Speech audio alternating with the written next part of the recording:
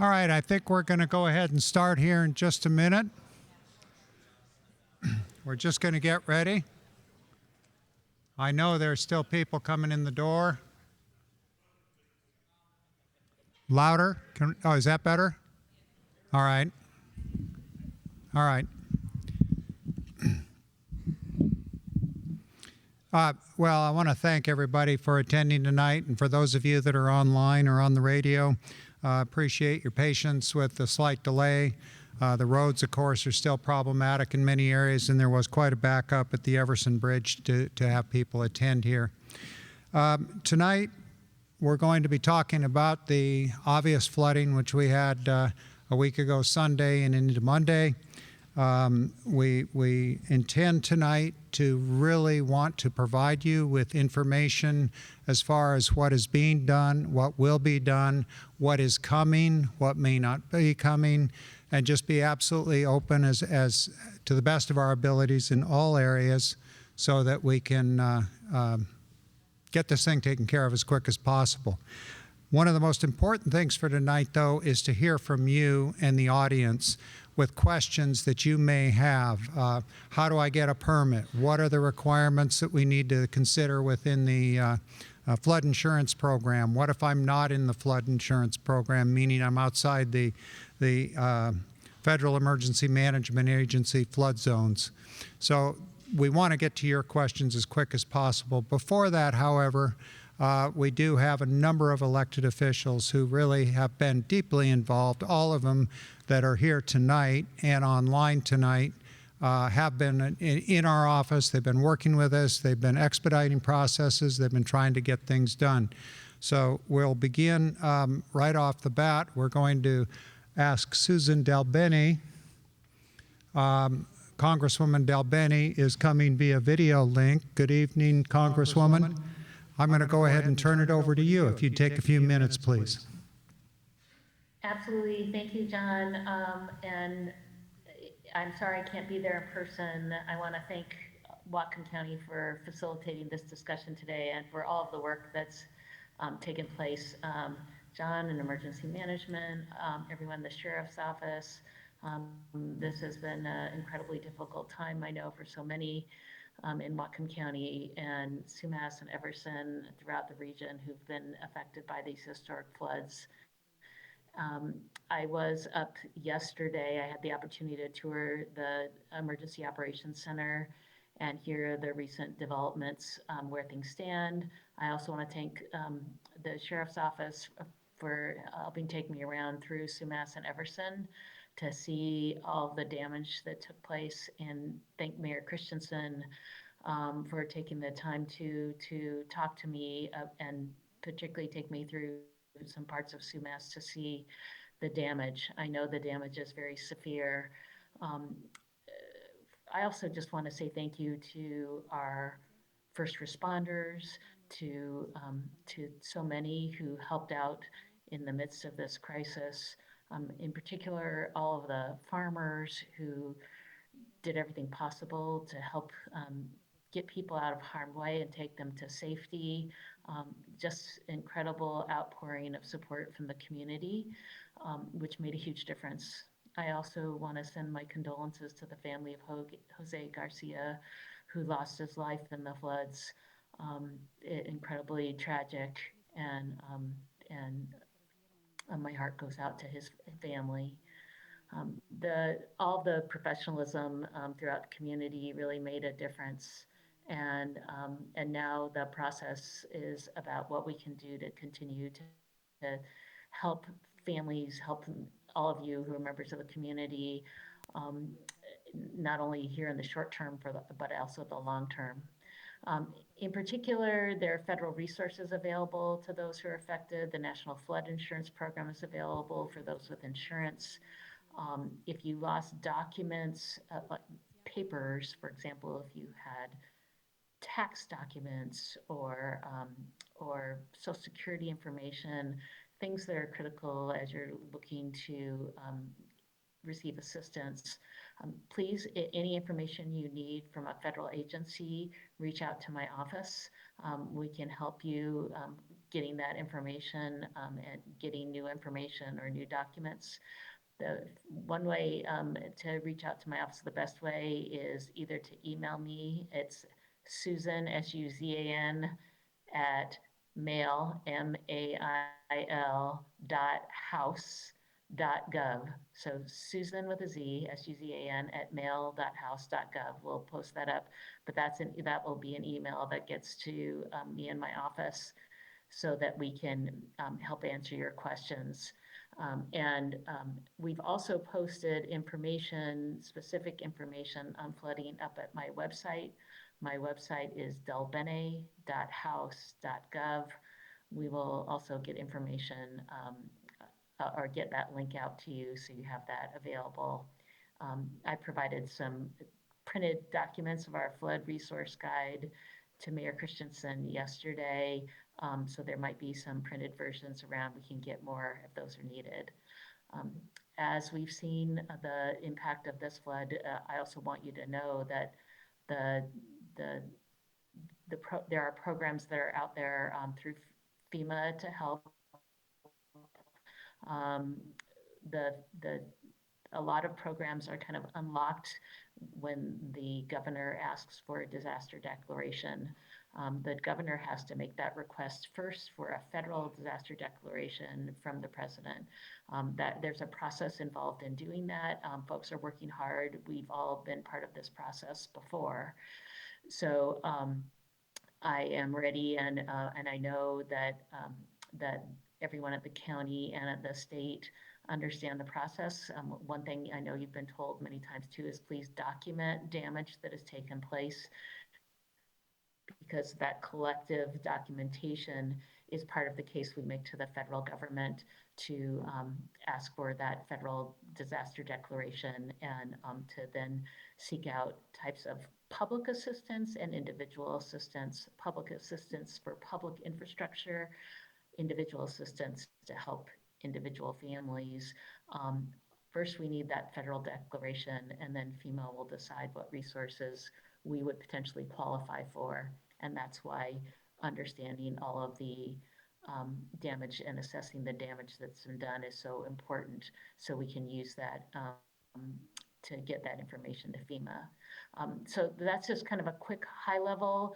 I wanted this to be a conversation and answer questions that we can, or at least help make sure we can get you answers if we don't have them for you today. So John, let me turn it back to you, and since you can see the audience and see what questions might be there.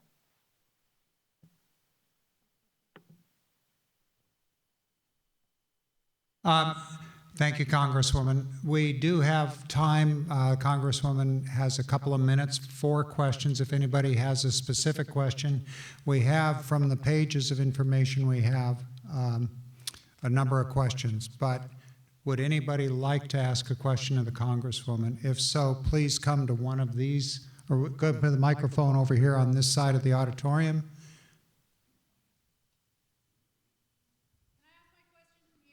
Sure, I can repeat it. What's the ETA on FEMA? I just looked it up and they're still not registering. We need to know. There are a lot of people without flood insurance out here, and they're relying on that assistance only right now. It's been 9 days. We need FEMA. Cut the red tape, push that shit through. Yeah. Thank you. For those that didn't hear the question, Congresswoman, the question is, where is FEMA and why are they not here? And I think you alluded to the process that it goes through, but would you like to answer that? Yeah, so the process that takes place is that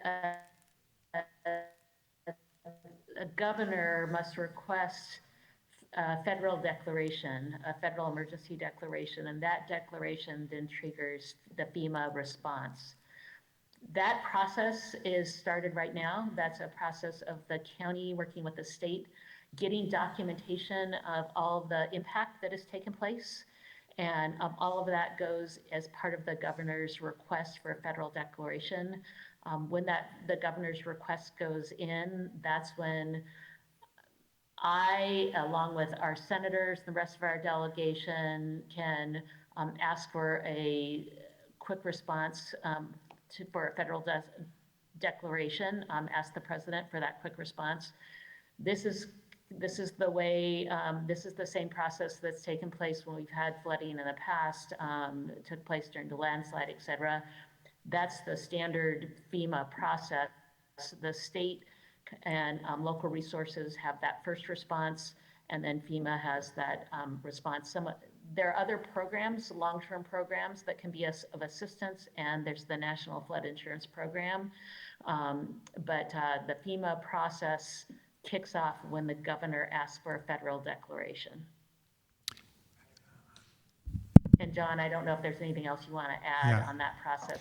We're going to actually be talking in depth about that, as well as immediate aid, which has been delivered already in a few. Yes. Microphone's down over here, and I think, is there one other person in front of you? Yeah, just go on over there. As a follow-up question,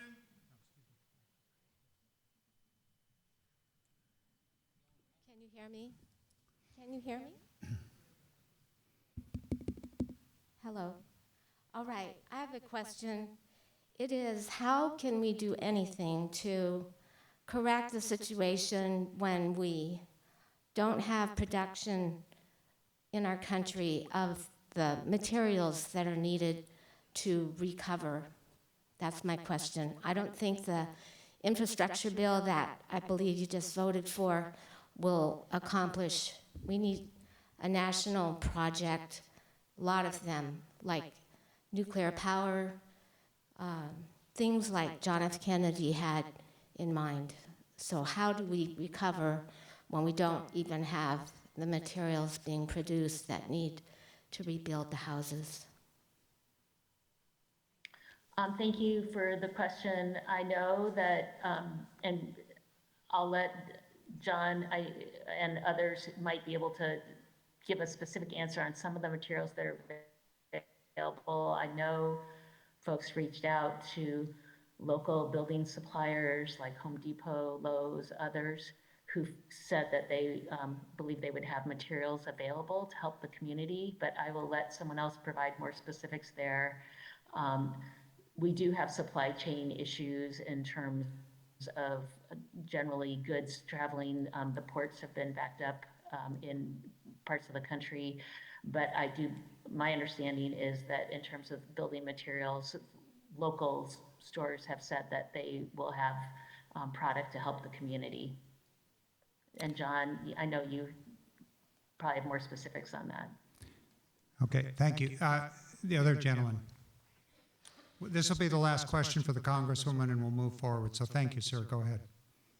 as a follow-up to that initial question, as far as when the FEMA monies are going to be arriving, if I understood it correctly, you said that our governor has to declare a state of emergency for that money to be brought here. It's also my understanding that a week ago Monday, our county executive, and correct me if I'm wrong, declared a state of emergency in Whatcom County. So at that initial state of emergency, how come then the governor doesn't take that ball and run with it? And now we're sitting on day 8, day 9, to where our governor hasn't done the due process that he's supposed to do to get us to the point where the federal money can start coming back in, because things like mold, weather, and other floods are impending and on their way, and we need help here in Whatcom County. And so I think the people in this room want to see where that help needs to be coming from, because elections have consequences. So let me be clear. Thank you. Let me be clear that the governor actually is following the process that is in place. And John can take you through the specifics of this too, because I know you're going to talk about it more, but the National Weather Service actually has to declare when the incident ended. That starts off the period of time where information is collected in conjunction with FEMA to collect all the damage assessment that I was talking about earlier. There's a 30-day period where the county and others, and this won't just be Whatcom County, Skagit County, for example, will also be going this process. They gather that information. That information is part of the governor's request for a federal declaration. So that data is needed as part of that, and the governor's office is working on that. So there's not been a delay of any kind. This is part of the process, pulling that together. And this is the standard FEMA process, same thing that happened when we went through flooding last time and with other natural disasters in our area. So there's nothing different in this scenario. Folks are moving very quickly, but that is the process in terms of how it takes place and has been for years. Congresswoman, thank you for your time.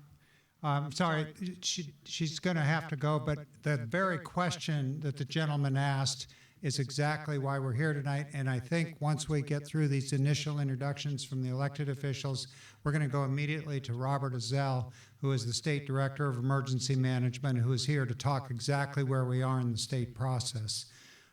So with that, Congressman, I want to thank you for your time. And thank you, John. And I'm sorry, Congresswoman, we'll also make sure we follow up with any questions that come up after. I know it's probably more helpful to get all the information from everyone and then have questions. So we will follow up with questions that folks might have from us after the full presentation too.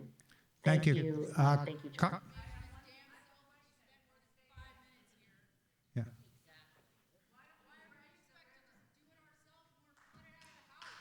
Okay. Yeah. Thank you, Congresswoman. That.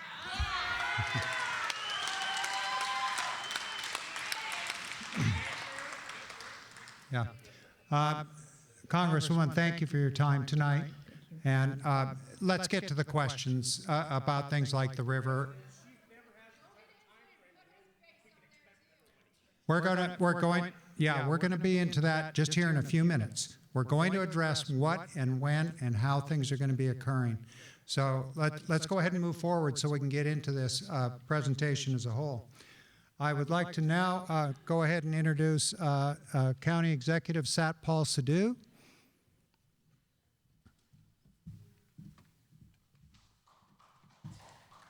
Hi. Good evening, everybody. Thanks for coming. I know this is an enormous event, a lot of devastation. I met with people. It's not only the devastation they had physically in their homes or the furniture or the house, but it's the damage to themselves and on their face. You could see the exhaustion of these families. It's a real traumatic experience, and especially for the families.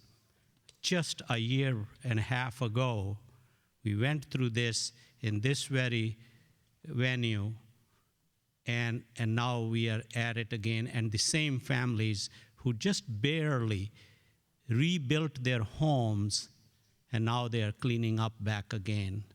It's really traumatic. I want to acknowledge and send my condolences to Garcia family for the only loss of life in this. And I think in a way, the help we got, immediate help we got from the two heroes is Mayor John Perry and Mayor Kyle Christensen. I think that, yeah.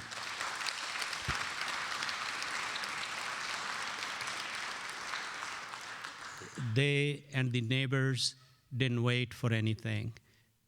They were out there. I called John. He said, Satpal, I'll call you later. I'm in the middle of a rescue. I said, no problem. Call me when you have time. And I can understand that this anxiety and anger is very genuine on part of people. And we are trying to work through. I just want to share with you, the council was very generous last night, council meeting. They have given $500,000 from the county general fund, as well as $250,000, I think, 2 weeks or a week ago in a special meeting. And we have received $2.1 million from the governor after his visit. He was so moved by the devastation he saw and conversations he had with the mayors in Everson and Sumas, and immediately we got some funding. In addition to that, there is Whatcom Community Foundation has raised 1.2, maybe $1.5 million by now, and they are actually have already distributed $450,000 as of today to the organizations which are channeling the money to different homes and different places for the food, shelters, a lot of different things. I don't want to bore you with a lot of details. I just wanted to take very little time because today is your time. We are here, all of us here, to listen to you, your concerns, your questions, and see what we can do. We are trying our best. I know you may not believe that. And that's fine. When you are in trouble, you want it now. And we are also trying to do it now. And that two nows have a little gap in there. I want to thank all the volunteers, the people. Last Saturday, I was there early in Sumas, and 500-600 people showed up with trailers and backhoes and all kinds of stuff, and same thing in Everson. I think that shows the community values we have and how we value our neighbors and our own community, because there is no bigger force, no bigger help than your neighbors and your community.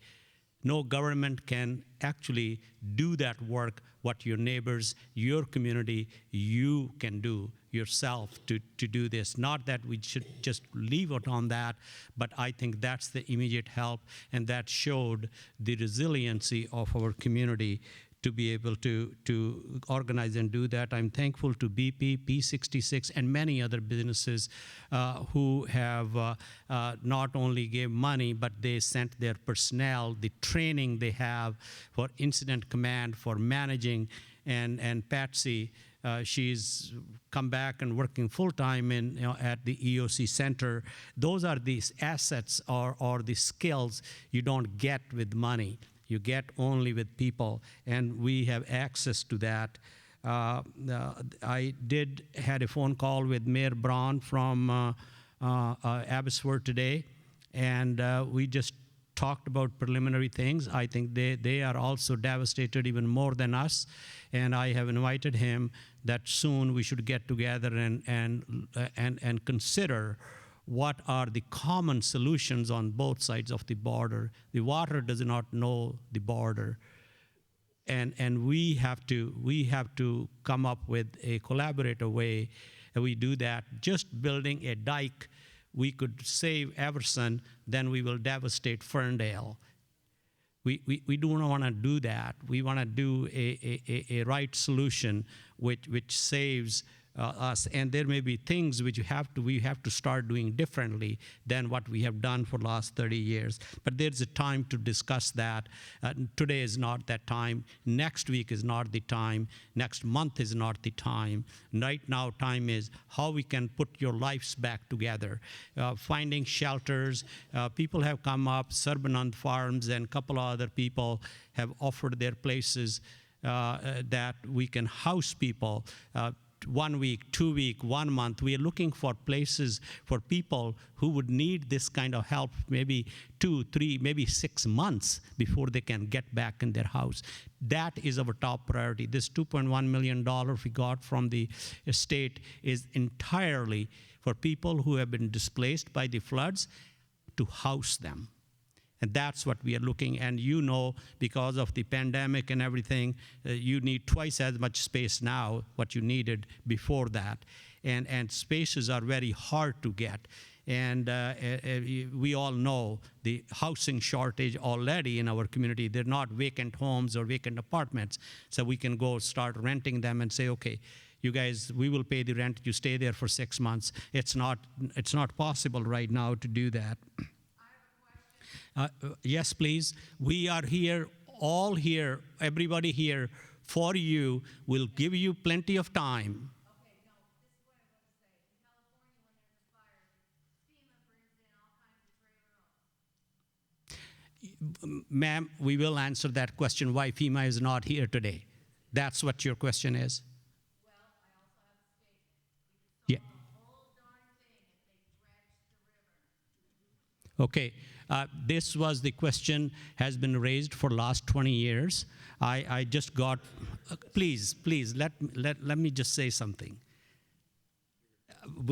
I'm not talking, I'm just, when I became executive or this thing came last year, we start studying what, this dredging is not a new topic, but today is not the time to talk about dredging. I think we should, February's coming. even, Now's the time. This cannot go on any longer. We need to actively put something in place now, today. If you guys are not already doing it, that's a problem. We need to prevent this from happening right now.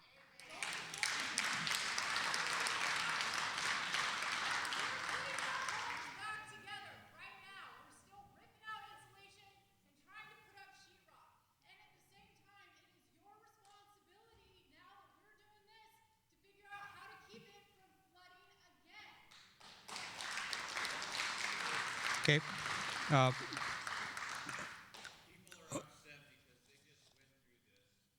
I,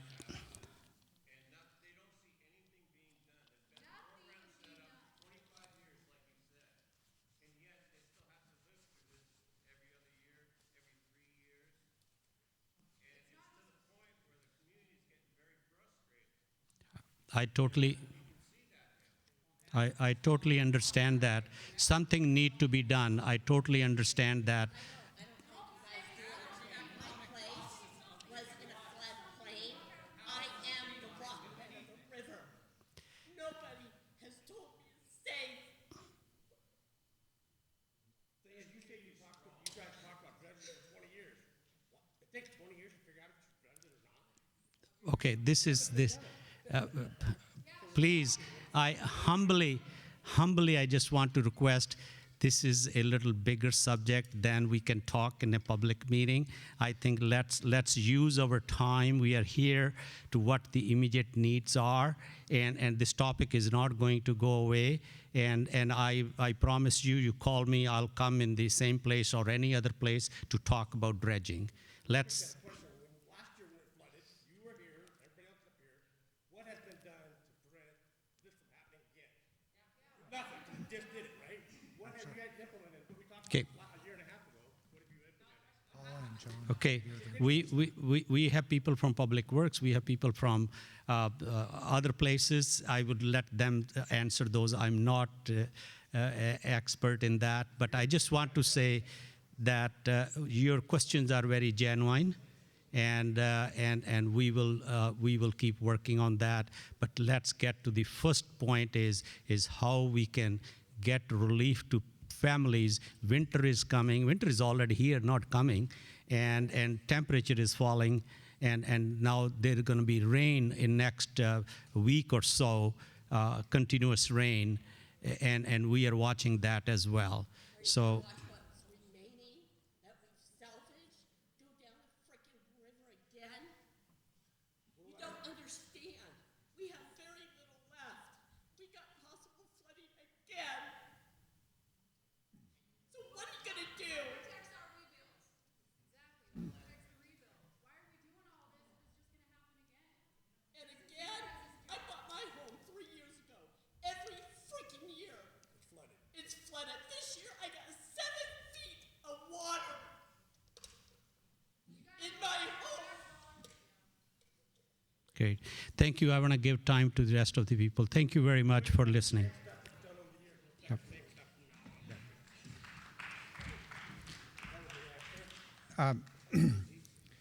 Thank you. We do have a lot of speakers. We want to get to these. And on the issue of the river, we do have Paula Harris and John Hutchings, who are, I think, still stuck on the bridge, but they're coming. They can address that. I do, however, Sheriff Alfo, would you like to say a couple comments? We're going to try and get through these very quickly. Just ask questions and you guys answer them. Don't worry about telling us stories.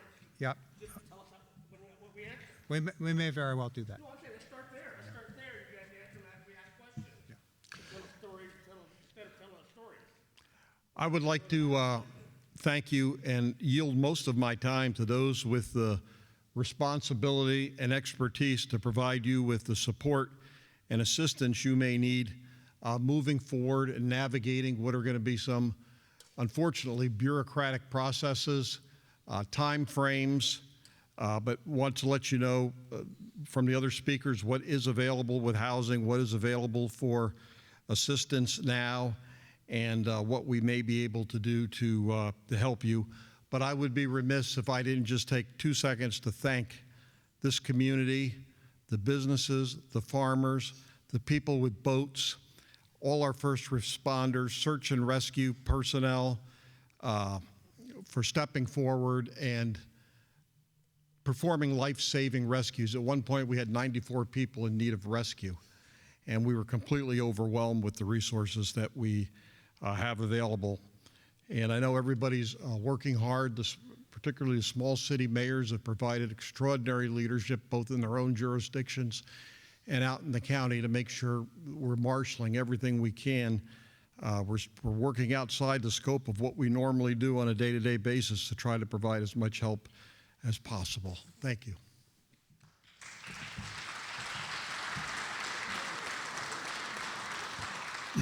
I'm going to go ahead and make a slight change in the meeting here because I think you've got a valid point to get to the questions as quickly as possible. And there are 3 community leaders here, actually 4 community leaders here who were right there helping you during the flood, and it's appropriate to hear from them. And that's Mayor John Perry, Mayor Kyle Christensen, and former Mayor Marshall Judy, and incoming Mayor Kevin Hester. They're really the ones. I'm going to just jump over to them with permission from the other speakers. So I'm going to start. Mayor Perry, if you would please make a couple of comments.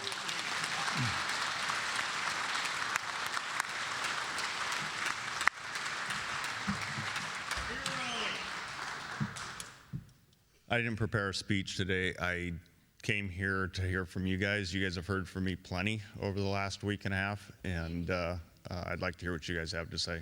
Okay?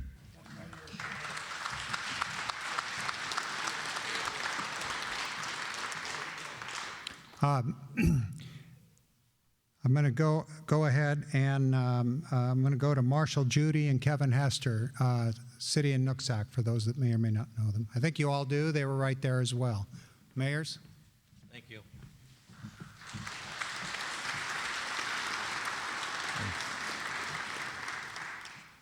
Same as John said, I think everybody just needs to be heard tonight.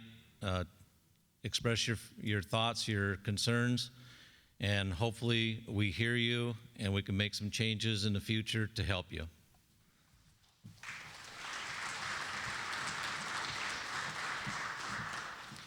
Well, I picked a hell of a week to start a new job.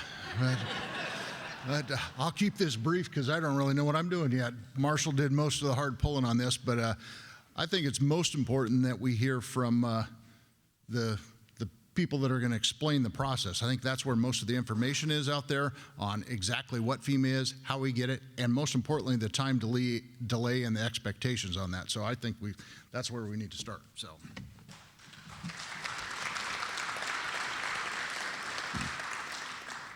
And Mayor Christensen from Sumas.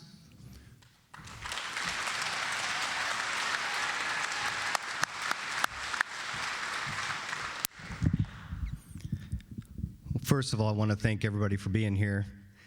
You know, if anybody spent any time out in the community and seeing the devastation and the hurt that everybody's going through, they would understand what you're feeling right now.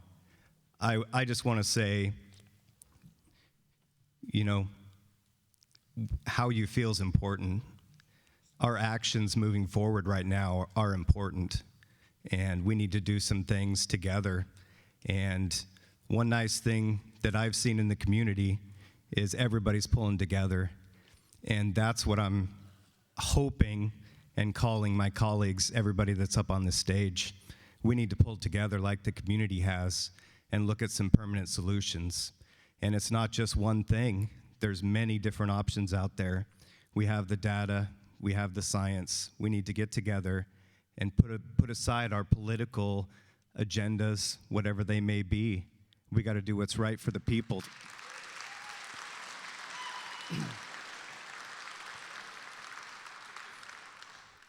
I can tell you that I've spent time, and I know Mayor Perry has as well, and just talking to a lot of the people on the stage, and I do believe this. I do believe everybody up here, based on my conversations I've had with them, they see what's happened. The problem is we have to pull together, and let me just say this. I've seen people breaking down and crying. I've seen people that have lost everything, belongings, family heirlooms. This flood hit us harder than we ever anticipated.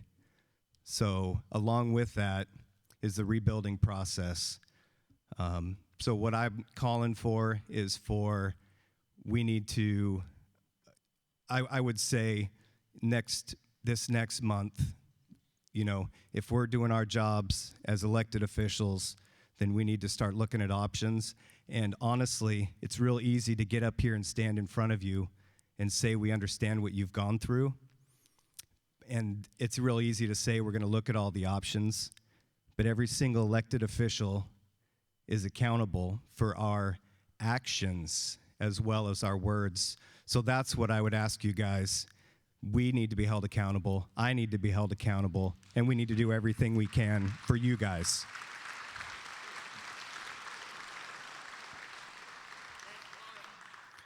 So, One thing in Sumas, back in '90, the city passed an ordinance. Any building that was being built had to have flow-through foundation, and you see truck after truck after truck bringing gravel in, and you're not doing your job, telling them, no, that gravel is not to be coming in. It's supposed to be a flow-through foundation, but you let them do it. You're the guy that I'm blaming for Sumas. okay, I'll take that because The field that the new elementary school is in now held 3 to 4 feet of flood water, and then you guys let it raise it all up. so on that. I lost all respect for you when you took and posted on Facebook saying that you weren't going to take in the sound the alarm because you didn't want to wake us up. We did sound the sirens twice in this event. But why did you post it on Facebook saying that you weren't going to? You said, we know that the water's coming and we didn't want to wake us up. I'd rather be woke up by an alarm than being in flood water in my apartment. So I would respond to that saying that if it's in the middle of the night, to avoid panic, that I would not have sounded the alarm. So I did say that. So in response to your thing about the school, part of the school has flood vents in it as well, so that stores water. So it's important for public buildings to be able to be in and out of the flood response area so we could use it for evacuation and emergency shelters. So there are codes for that. So yeah.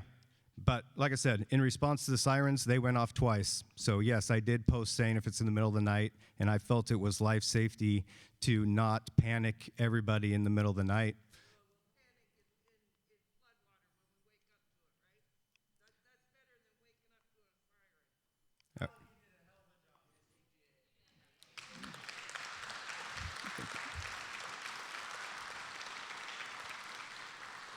So I guess before I open up for questions, I appreciate all the volunteers. I'm not going to go down the list.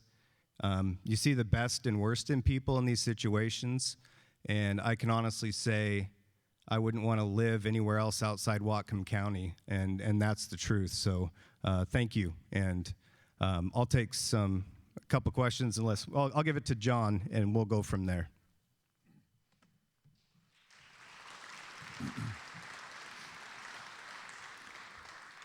We do have one housekeeping item. We do need to change out the ASL interpreters here. It'll just take a second.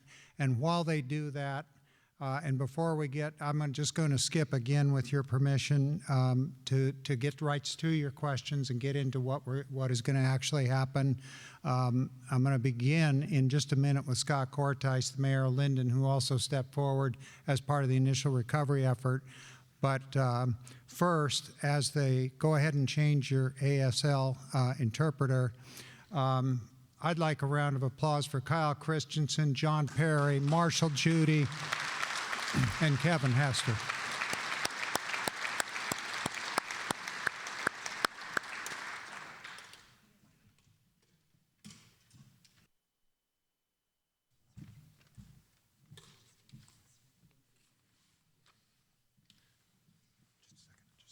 Just a couple comments. We're going to start again just as soon as the ASL interpreter is ready. You know, I was here in 1990. As the first few floods was in '79 out here. I don't know how many remember the houses that got washed into Lake Whatcom. You know, I know we've been dealing with this for way too many years. I get that. You know, I wish I had an answer. I don't. I need to learn as much as everybody else. I also know that this was a lot bigger than the 1990 flood. And I just want to compliment the volunteers and you, because that's actually what made the difference here. You can look at all the government agencies that tried to get in and literally couldn't get in, and I'll just express my appreciation to you as individuals for really helping save the day. So give yourselves a hand if you would, please.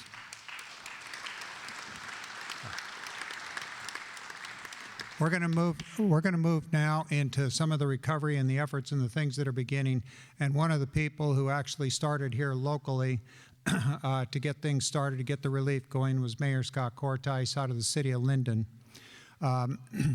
The efforts that were undertaken to begin immediate housing and sheltering in that first couple of 48 hours were undertaken at the direction of Mayor Cortice and the churches there. So Mayor Cortice, if you would please say a few words. I will. Thank you. Thank you, John. I just want to point out to this community and to the community at large what an overwhelming community support came to the aid of your community. And early in the effort, it was the local churches, the Advent Church here in Sumas, Valley Church in Nooksack, Haven Church in Everson. North County Christ the King had a shelter opened by Monday evening, and the day before that, nobody was thinking about this. By Tuesday, we had 2 shelters in Linden opening, and they had over 200 people and 50 people each night. Then Project Hope came in and helped. The Linden Chamber of Commerce came in. And then in your community alone, farmers, family, businesses, and others that contributed boats, tractors, and other equipment to get people out of the flooded areas. That was just a week ago, a little over a week ago. Many heroic efforts from your community here. And then hundreds, those first Monday and Tuesday, hundreds who donated food, blankets, clothing, and other essential items to help the emergency shelters on that Monday. We weren't prepared for it. Our churches were overwhelmed with gifts from the community to help these communities, to help you. Also then, by last week, Wednesday, Whatcom Strong was set up, and now it's in a place where you can go, we can all go, whatcomstrong.com, to support some of these efforts that have been happening. Also, the Whatcom Community Foundation to take cash donations so they can be distributed back into the community here. Then later on, we had more outside groups come in. Team Rubicon, Samaritan's Purse, both, I think most of you are familiar with them, coming into the homes that have been damaged and help cleaning them out. Also, we have the Red Cross now located in Linden. I also want to give a big shout out to BP and their crisis management team. They're just tremendous organizers of team efforts here. And as stated before, we have 4 mayors, Mayor John Perry, Kyle Christensen, Marshall Judy, and now Kevin Hester. These are fantastic leaders that you have in your community who did unbelievable things over the past week. And then over the weekend, literally thousands of volunteers have come into your communities, into your homes, and helped you clean them out. I want to thank all of you for stepping up in this critical time of need. I think we can be proud of the way the community has come together in this, and we can continue to help you out. We will continue to need volunteers as we reach out to the broader community, because there's a lot of work that needs to be done. And the Department of Emergency Management and that website I talked about, Whatcom Strong, you can register if you want to help out. Says, as Kyle just said, let's pull together. Let's try to help all of you out of this difficult circumstance. We don't have long-term plans how we're going to solve it, but at least we can have maybe short-term plans to how to get you back into your houses and work on long-term plans. But I want to just thank you all for the tremendous community effort, and thank you for your patience in these difficult times.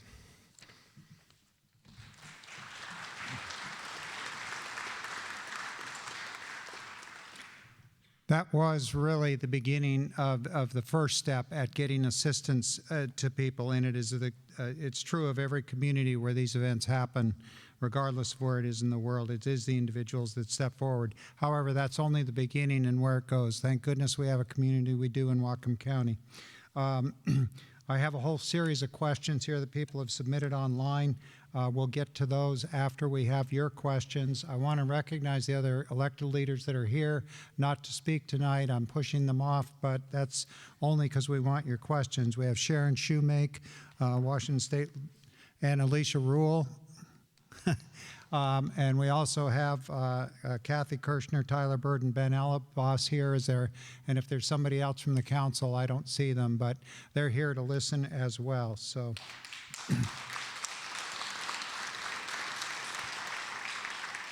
If you have specific questions on state processes or thoughts for either Sharon or Alicia, we'll feel free and we'll direct them to them. The next step in the damage process is in how we get back to be a community and how we begin this process is some of the emergency funding that's been made available locally. The county council has stepped up. $750,000 is a start. That's really starting to pay for that debris removal. Some of those things, where do you get that? How do we get it out of there?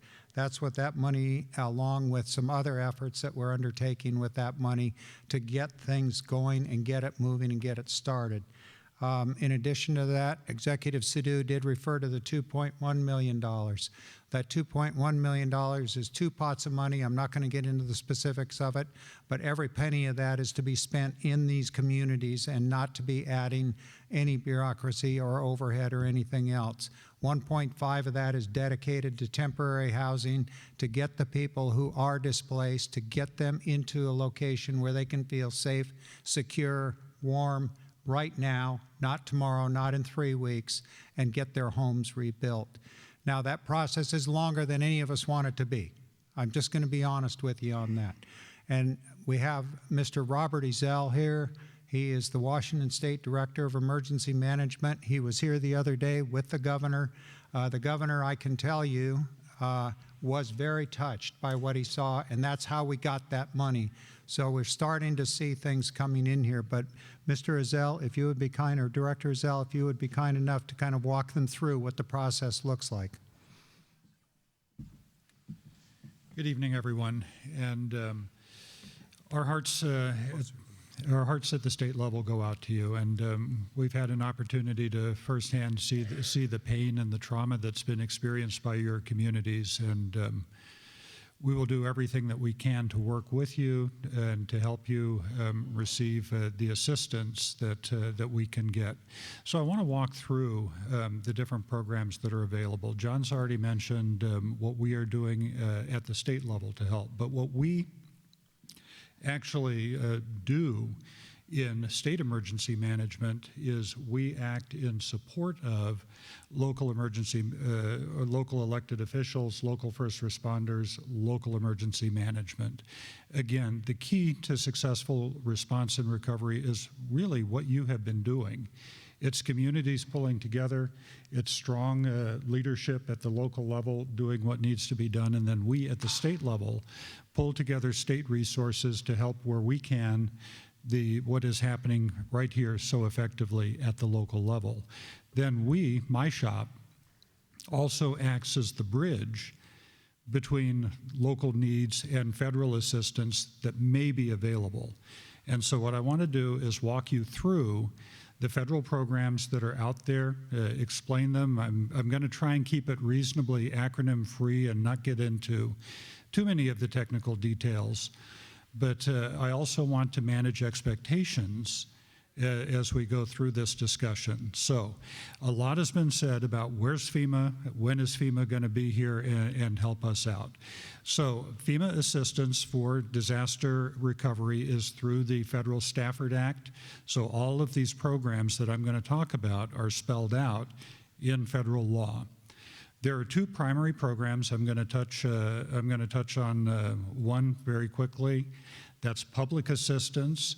And what that is, as Congresswoman Del Bene mentioned, that is federal assistance to repair damaged public infrastructure and property. So it's to repair roads, to help with water treatment facilities, publicly owned power grids that may be impacted, anything that is owned by the public. So to be able to qualify for that, we have to have $13 million in damages at the state level. And then there's a threshold established for each county. So for Whatcom County, that figure is a little less than $1 million in damages. So that doesn't include damages to private property, your homes, and things like this. This is just going to come back into the county to help repair local roads and things like that. But we have to make a case to FEMA documenting and very, very clearly outlining the damages. So it's not a matter of just taking a couple of pictures. We need engineering reports, and we'll be partnering with Public Works as we go and do those damage assessments, and everything needs to be very clearly cataloged. And then, frankly, my team has to sit down and write a very compelling case to FEMA on why we need this federal assistance and why state resources are exceeded, and therefore we need the federal help. So we have 30 days from the end of the incident period. Roughly, Congresswoman Del Bene also already alluded to this, the incident period we're looking at for this event is the 2nd of November through the 17th. So we've got 30 days from the 17th to be able to get that into FEMA. There is the possibility that if it takes us longer to catalog the damages and do the assessments that are necessary, then we can ask for a 30-day extension, but that's it. We've got to get it in, so by the middle of January at the absolute latest. So the governor will sign that package that we put together. That goes to FEMA Region 10. FEMA Region 10 will look at it. They'll probably come back to us with questions, asking us to justify some things. So there'll be a back and forth. There may be some questions with the National Weather Service about is this really the incident period? And so that will have to be further defined through negotiation. And ultimately, all damages to be eligible for federal assistance if, and I say the word if, we get a federal disaster, have to occur within that incident period. So if the incident period is the 17th, something happened on the 18th, that's not eligible. So anyway, we go through that negotiation with FEMA Region 10. Then when FEMA Region 10 is satisfied with it, it goes to FEMA headquarters. They'll do exactly the same thing and be looking at it, assessing the damages, asking for validation information. Then once FEMA headquarters, and sorry for our interpreters, the acronym is Federal Emergency Management Agency. Once they're satisfied with everything, it goes to the White House, and then the president will decide whether he will award a major disaster declaration. And if it does, then federal assistance will be coming to the state. We will establish a joint field office in partnership with our federal partners, and then we will administer the disaster aid back to the community. So that's public assistance. The process for individual assistance, which is help to individuals and families, follows much the same process. So right now, you already have done a lot of the legwork over this past weekend, documenting damages, letting county and emergency management know what you're facing, and our teams now from Sunday through today have been out there looking at your houses, assessing, cataloging the damage, and getting a sense of where we are with respect to being able to get that FEMA individual assistance. So here's where the expectation management comes in. Individual assistance is very, very hard to come by. And for those of you who've lived through the flooding a year ago, we asked for it. We built the best case that we possibly could in partnership with John and his team and your local elected officials, cataloging that damage and pointing out across the state where others had damage. We were unsuccessful. We did not get it. We tried it again for the fires last year. As you know, the town of Malden suffered about 85% damage and home loss. We did not get it. And so as we look at the damages, we are going to build the absolute best case that we possibly can. But it's what we have to be looking at as we look at your individual homes and property is the degree of damage. And so really the only things that are going to count for trying to make that case for individual assistance are major damages where you've got several feet of water in your house, you've got damage to utilities, appliances, it's above your outlets. That if the house is destroyed, it goes without saying. But the other complicating factor in all of this is we have to be also looking at the insurance. So if a house has major damage, but it's insured, it's not going to qualify against the total that we put forward. And so what we're really truly looking for are major damage, destroyed, and either not insured or underinsured for value. And so those are going to be the properties that we can go forward building that case for individual assistance. And so if we're looking at, you know, I don't want to throw numbers out because, again, numbers could create an expectation, and I really don't want to do that because ultimately it's going to depend on FEMA and how they assess the case that we build for them. And so if we just have a small number of uninsured losses or major damages, the chances are that we will not get an individual assistance declaration. If we have large numbers, then the chances go up that we might be able to successfully get one. But again, there is no guarantee in this process. The only time that we have received one in the last 10 to 15 years was for the Oso mudslide, where we had a large number of casualties. So what FEMA looks at when assessing an individual assistance request is magnitude of the damage, concentration of damages. They look at trauma to the community. They can look at loss of life, and ultimately then also states' spending power and their ability to absorb losses. So there's no exact science that if you have this number of houses receiving major damage, then you get an individual assistance thing. So we are going to do the best that we possibly can to capture every iota of damage that's out there. We'll do everything that we possibly can to make the strongest possible case. And if we really feel that we've got a chance of getting an IA declaration, then we'll go for it. And so we'll ask the governor to sign the package and go forward, because we understand the impacts to your community and what you're struggling through right now. But again, I've got to say, there is no guarantee that even if we've got a few hundred houses meeting that threshold of major damage or totally destroyed, that FEMA help is automatically coming, because they're going to be assessing it from any number of different levels. And it's not that they're trying not to give us individual assistance. In many cases, they try to, but it's that magic work that they do up there, looking at all of the different categories and criteria that will lead them to a recommendation to the president, and then ultimately the president decides whether or not he is going to award a major disaster declaration. So that's how that works. Now, There is another program out there, and that's Small Business Administration. We cannot ask for that until we have been denied for individual assistance, or if we decide we're not going to go for an individual individual assistance disaster declaration, then we can go for a Small Business Administration declaration.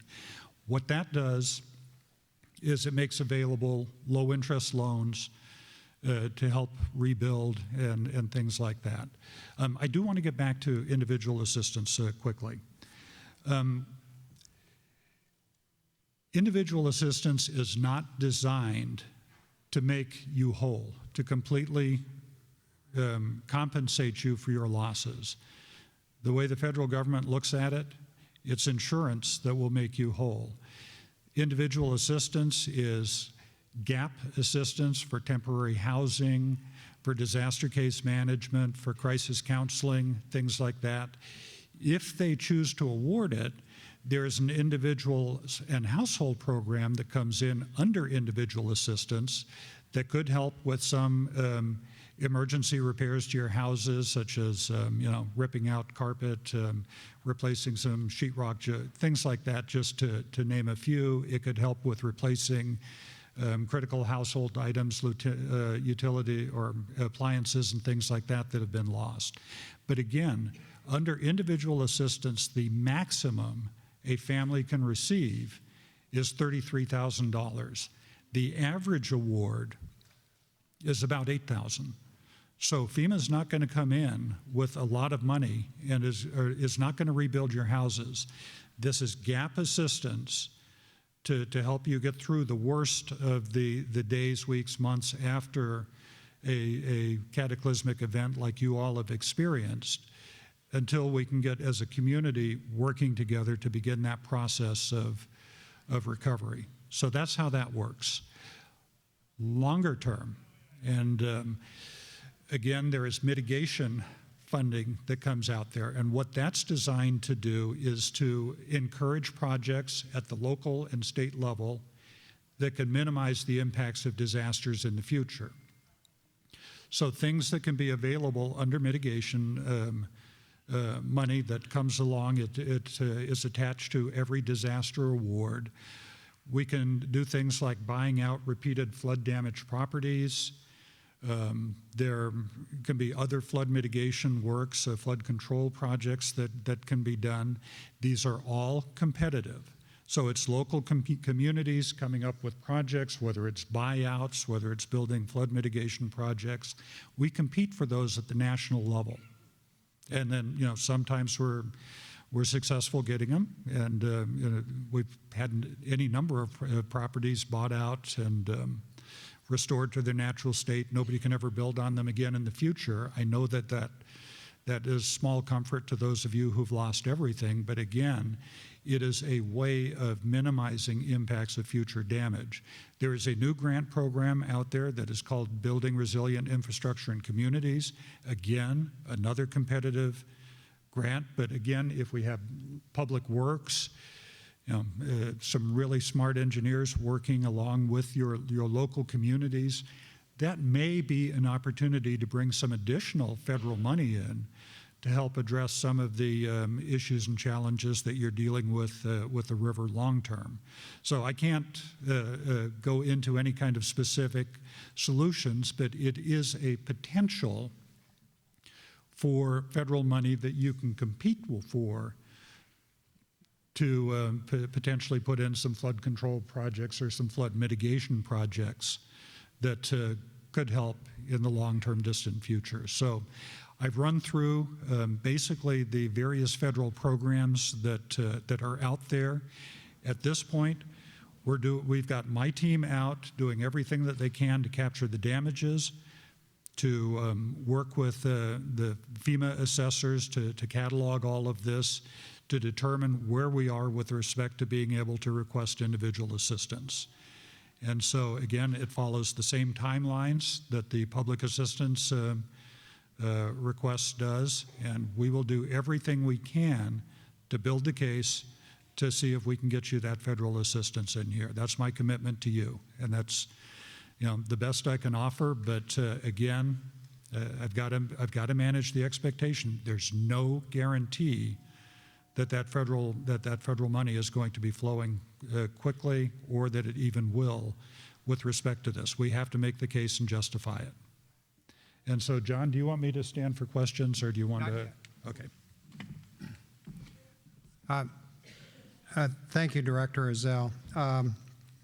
We're going to move rapidly through the next couple of speakers, and then I think we're going to open it up for questions. But Mark Personius, who's the Director Planning Community Development, if you'd say a few words, and then I'm going to ask Eric Lautenbach, the Health Department Director, to come up, because both have very specific things on immediately getting rebuilding and what the county has been doing to get things moving. Then we're going straight to your questions. Thank you, John. Thank you, everybody, for coming. I was here after the Super Bowl flood, and I can tell you, as a local government planner, that the two most humbling days of my career were that day and tonight. So when we get to be face to face with folks who have gone through the impacts that you have gone through, it is quite humbling for us. So what I want to say is just very briefly here talk about the rebuild process, and we are here to make that as streamlined and as easy for you as possible. And I don't want you to be afraid of coming in and applying for a building permit, okay? We have what's called an expedited and emergency repair permit process. We can issue that repair permit within 24 hours.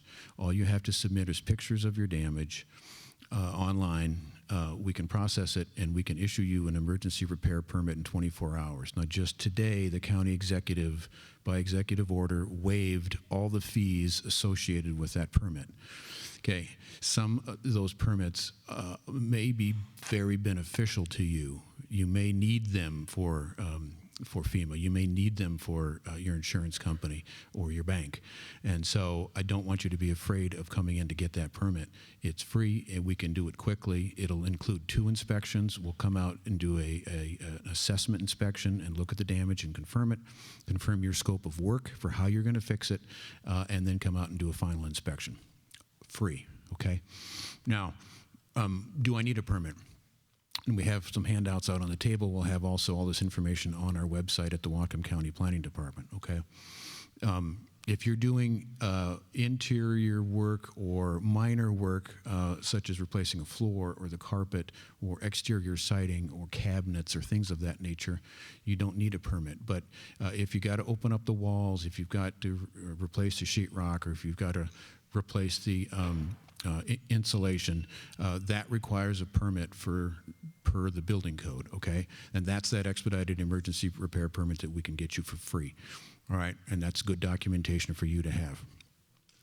So that's my main message that I wanted to get across to you.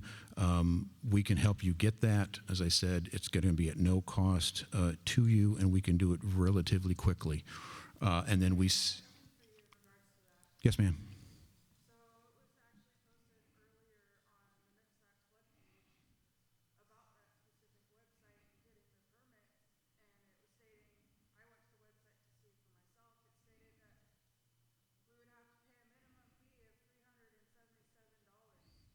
That's the fee that the executive waived today. So that changed today. It's free. Okay. You bet. You bet. Okay.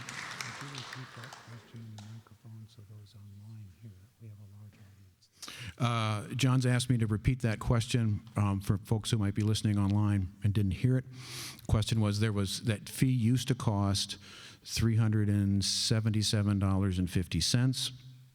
That was a reduced fee, but that was the fee, and that's the fee that was waived today by the county executive. So we won't be charging anything for those expedited repair permits, okay?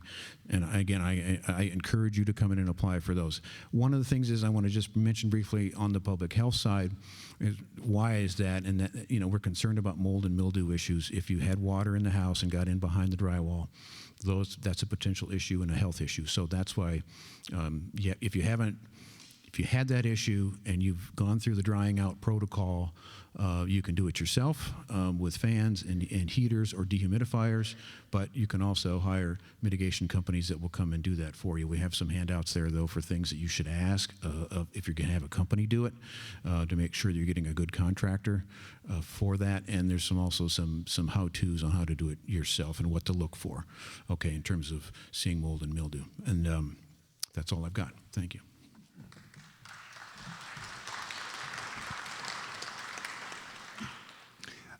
Thank you, Mark. Erica Lautenbach, a person who's been supporting us for quite a long time.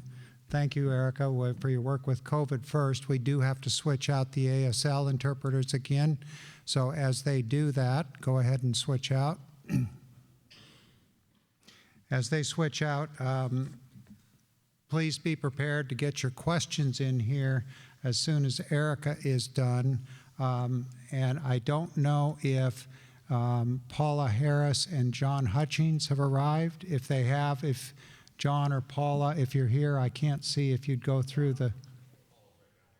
Oh, Paula, could you come around and come back up on the stage over here through the door? Excuse me.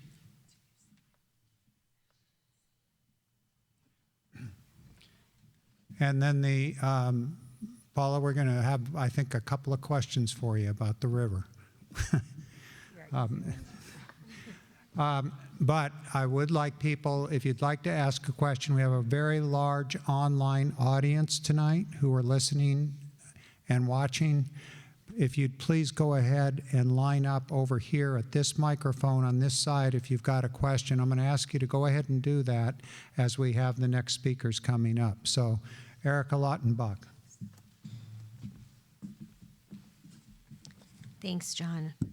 I feel like I need to start on a new foot with all of you because you know me as the COVID police for the last year and a half. And the health department does a lot more than COVID, and no one wishes it didn't come to our community more than me.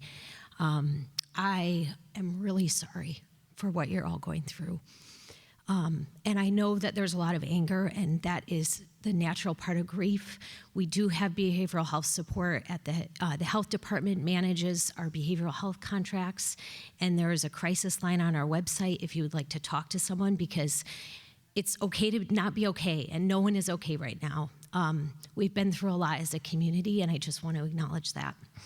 So with regard to the health department role in the response, there's a few sort of key areas that we're working on.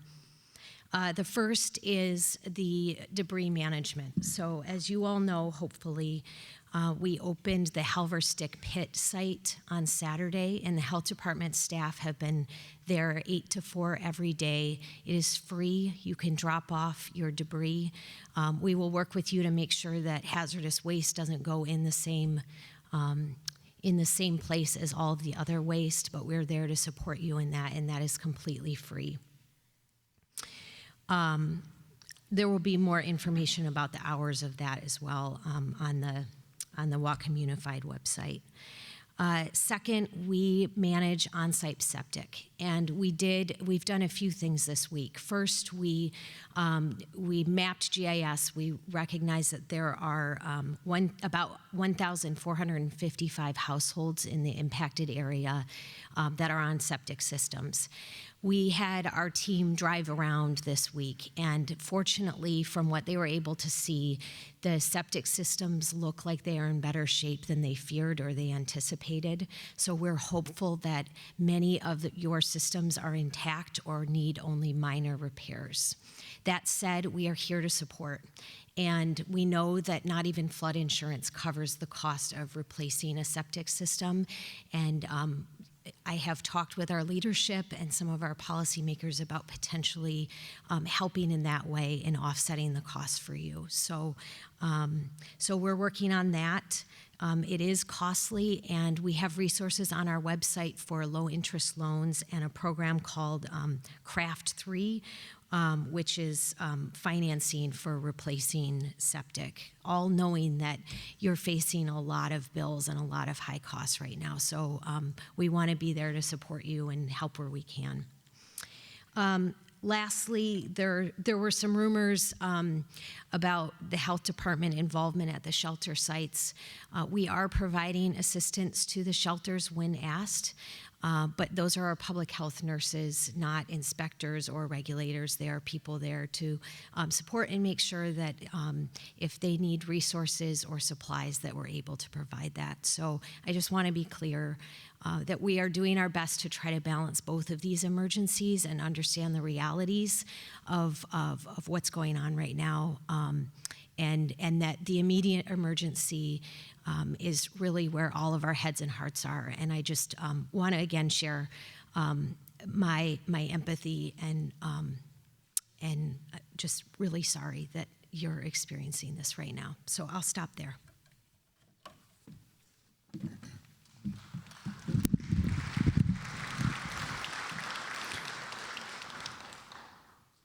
Well, thank you. I'm going to go straight to questions. I know some of have been put off. I know John Hutchings up here. If you don't know John, his crews have been out 24/7 since this before it started.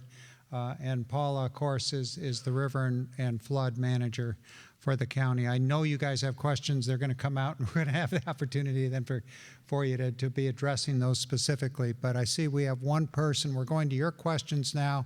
Again, because of the audience participation, we are requesting that you go over to the microphone and go ahead and ask the question. I will moderate as to who is the best person to answer. Go ahead. All right, so I have a couple questions. My first one is, doesn't the governor have to declare this a state of an emergency, like as soon as this happens, like you see on other states, like, okay, we had a hurricane in, Louisiana. The governor issues it as soon as possible. And why isn't that happened? Okay. And then my other question is, even in our own homes, right, if you are not maintaining your house, your insurance is like, hey man, your roof's leaking.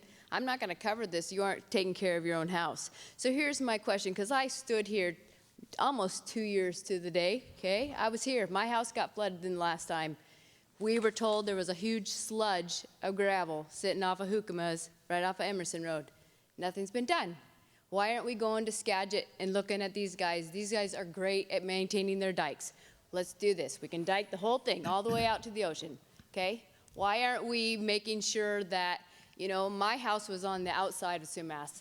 Why don't we have Burlington Northern put in culverts so that can get out? Because if that water and those tracks didn't go through, the other people, I wouldn't have a house today. As it is, my house is going to cost me $500,000 to get it to a state of living. So I get it, and it's really sad. I've seen my community devastated, and I have to count my blessings because my house isn't gone. But, we have to do preventative maintenance. Maybe there's a way we can divert it, right? Maybe if we lived up till the 80s, we did dredge the river. It wasn't the water, it was the banks or the bar, right? But they took it out, the gravel companies, they want that gravel, so they pay for it, right? And then the fish have a permanent place to go. Water temperature is always the same. And then the river floods. It doesn't go crazy because we are doing our maintenance. So why aren't we maintaining this? I mean, seriously, 2 years ago, hey, there's a huge sludge over here. This is ridiculous. How many people in this room were affected by this? This is ridiculous. And I'm sorry, but Everson and Sumas and Linden and Ferndale, we are not going to be casualties because people are not doing their jobs.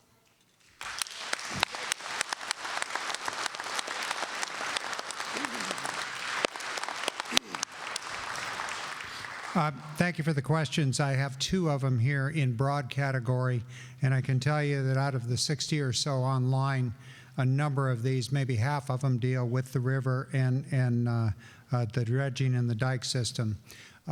Before I get to John Hutchings, the Director of Public Works, to address the river and things being done or not done, I would like Robert Ezell, if you'd refer or comment on the Governor's declaration and why that hasn't been done yet specifically. The governor has proclaimed an emergency, so that happened early last week. Okay, so the governor has declared an emergency, and it is covered on that. John Hutchings, if you would address the question of the dikes, dredging. I'm sorry, because of the audience, again, if you have a question or comment, please go to the mic, and if it's a follow-up, I'm sure the other people in line would be willing to let you go ahead and go to it. So, John, if you'd go ahead on the dikes and dredging in the river, that could be the whole rest of the night, so we're trying to keep it focused. Thank you. My name is John Hutchings. I'm the Public Works Director for Whatcom County, and of course, the River and Flood Division is part and parcel to my purview. And the River and Flood Division is the implementation arm of what is a multi-community program for managing the Nooksack River and the creeks and streams that flow into the Nooksack River, the shorelines as it relates to flood protection and the like. And there are a number of different aspects of managing flooding that all have to come together, of course, everything from planning land use to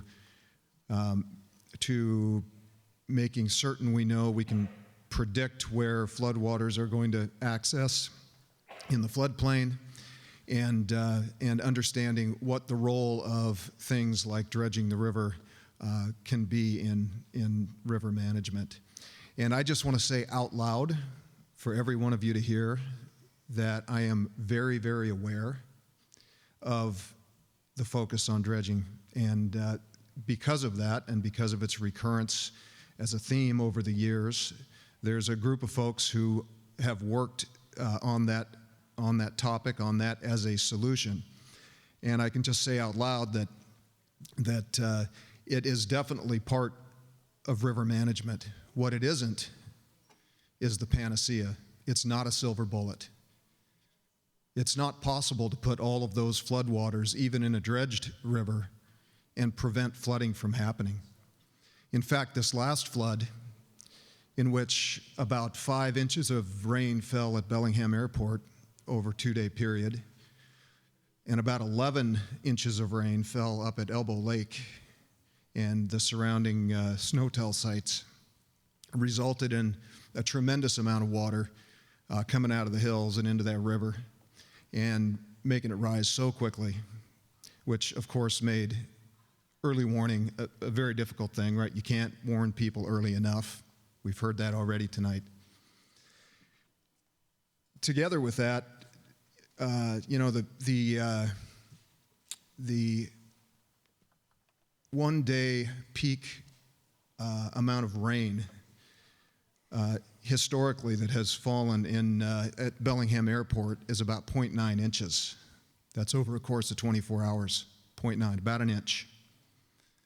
On Sunday, in 6 hours, 2.8 inches fell. That is 3 times the 1-day average. That's why it flooded.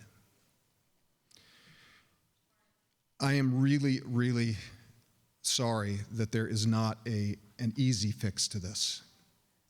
If there was, the community groups that have been working on this, the Flood Control Zone District, its advisory committee, the Floodplains by Design stakeholders group that many of the agricultural folks and small city mayors and others have been involved in under Paula's leadership over the years, would have come to that conclusion a long time ago, because it would have been the easy fix. And there's a lot of discussion we can have about why that is, and I would ask that you take those questions out to our group of folks who are out in the foyer, who will welcome your questions and engage you in that conversation about the aspects of floodplain management and the like. With that, though, I would like to just give Paula an opportunity to weigh in. She's been doing this job for a hell of a long time. She's really good at it, and she's one of the reasons why that system of levees out there held together. I mean, by rights, they shouldn't have. They didn't up in Canada because nobody had been paying attention to them.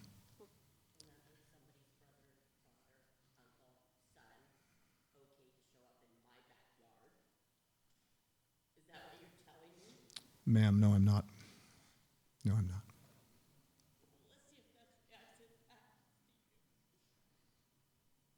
I'm very sorry.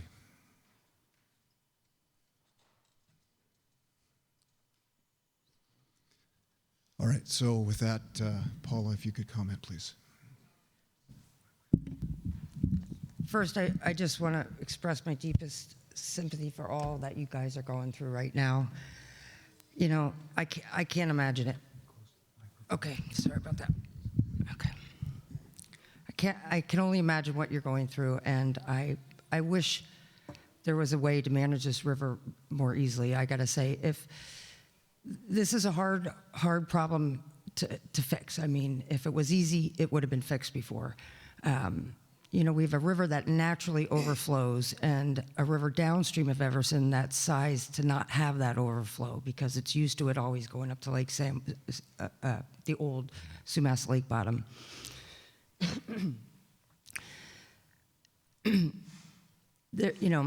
There's a lot of gravel coming down our river.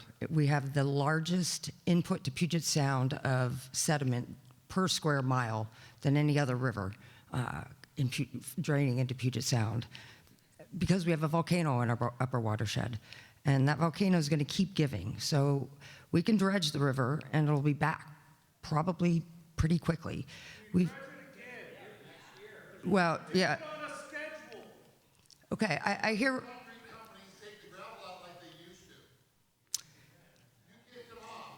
I didn't kick them off. They were off before I got here. Yeah. Well, there's.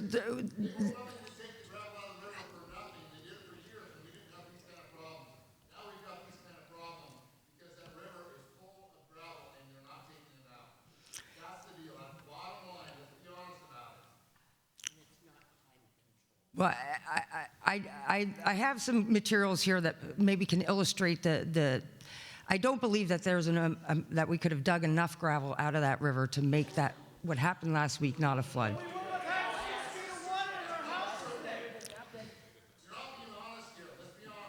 In 1990, they were taking gravel out of the river, and you still had a big flood. But I know this was a big flood. You know, preliminary.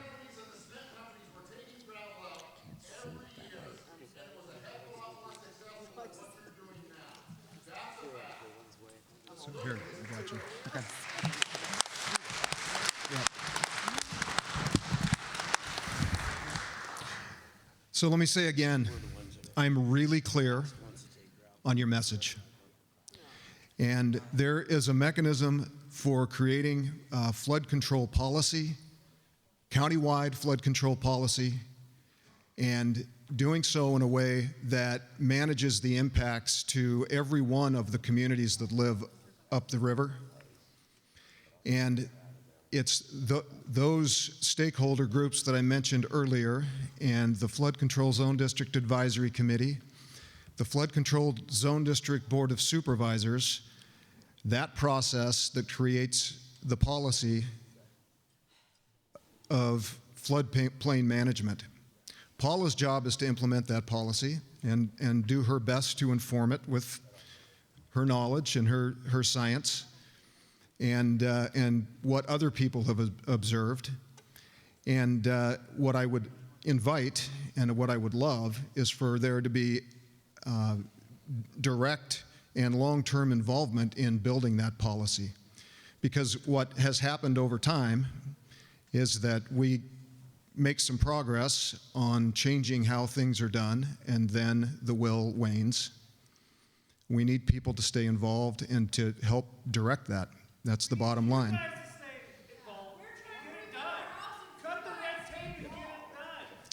Thank you.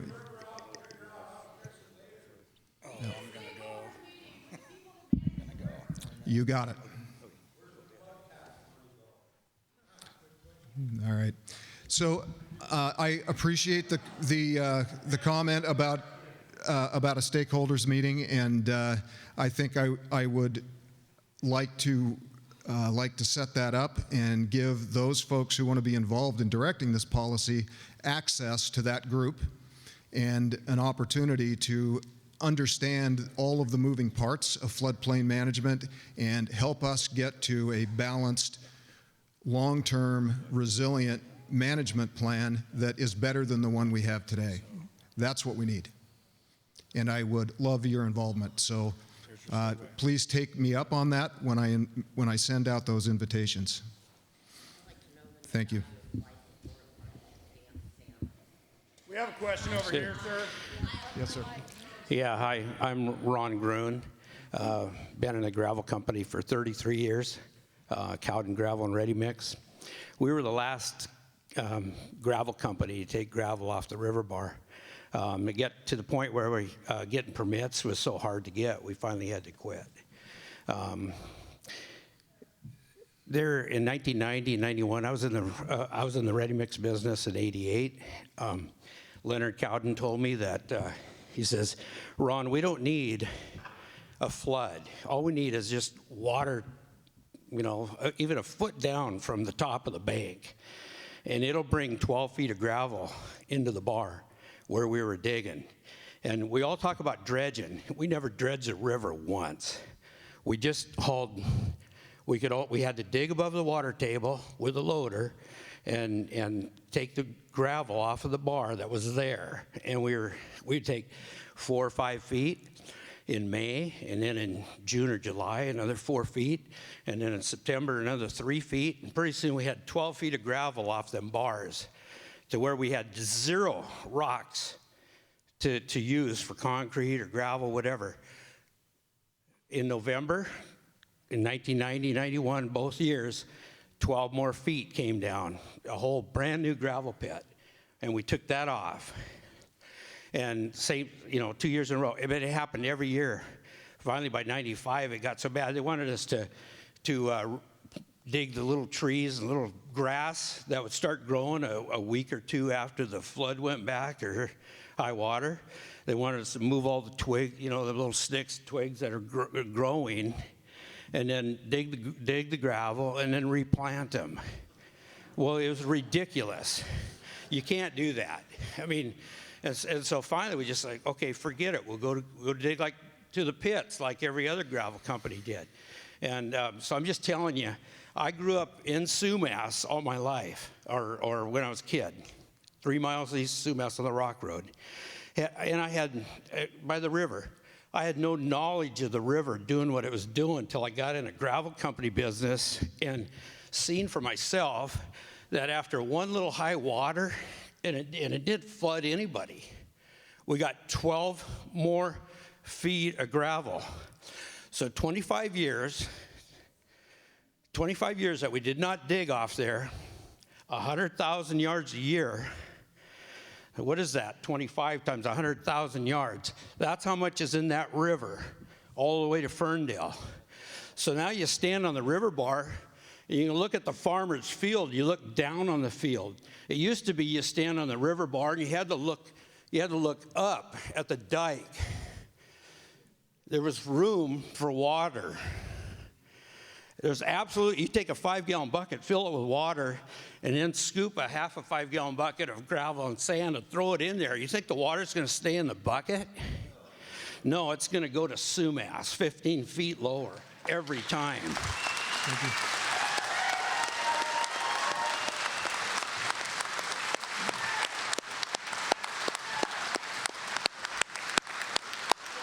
It sounds like that gentleman knows what he's talking about and needs to be a part of the system and part of the resolve.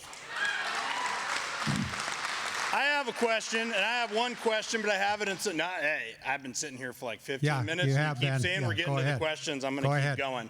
The EOC, I would like to know, other than the sheriff, who has obviously got critical thinking skills, I would like to know in the EOC where the level of critical thinking is. And I'll tell you a quick story.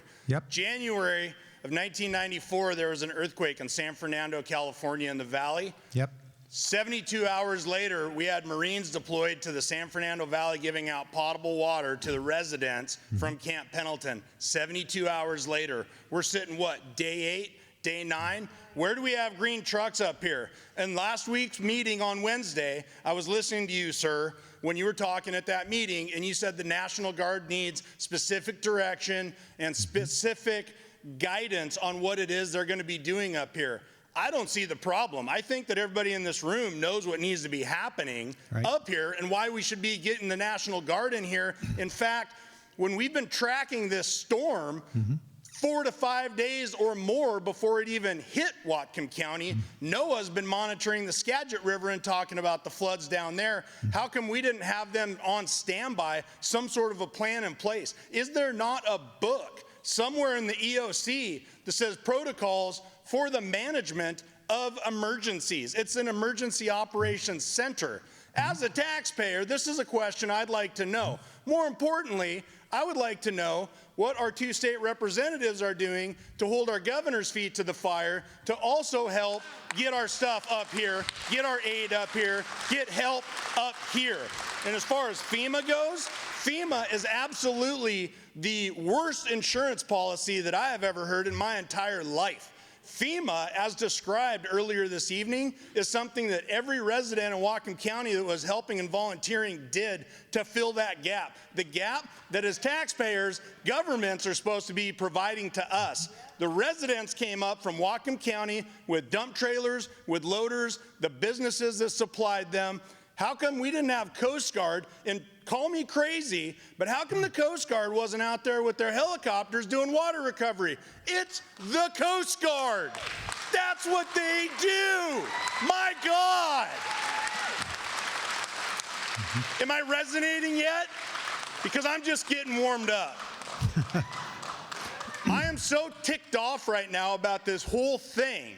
This is absolute chaos. And if it wasn't for the mayors that we had in the Northeast County stepping to the plate and making it happen and not sitting talking about paperwork or where the protocol book is on what we should do. For crying out loud, a verdict that was coming down in Wisconsin on a murder trial necessitated 500 National Guard troops to sit outside of Kenosha. We're sitting here waiting for a flood to hit us in the North County. We don't have a single green truck on site anywhere around here. I want to know the answer to that. I'm a taxpayer and I demand these answers. Sure.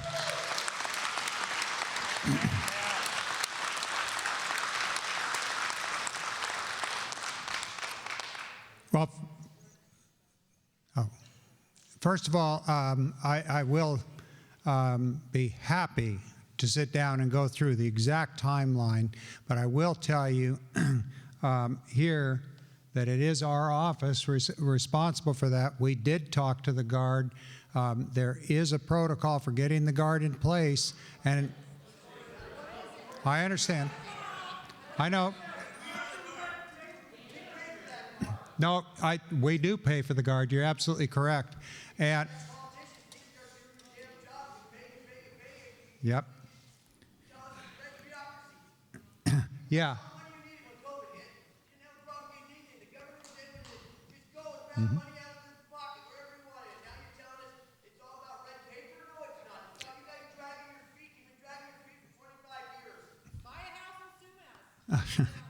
Yeah.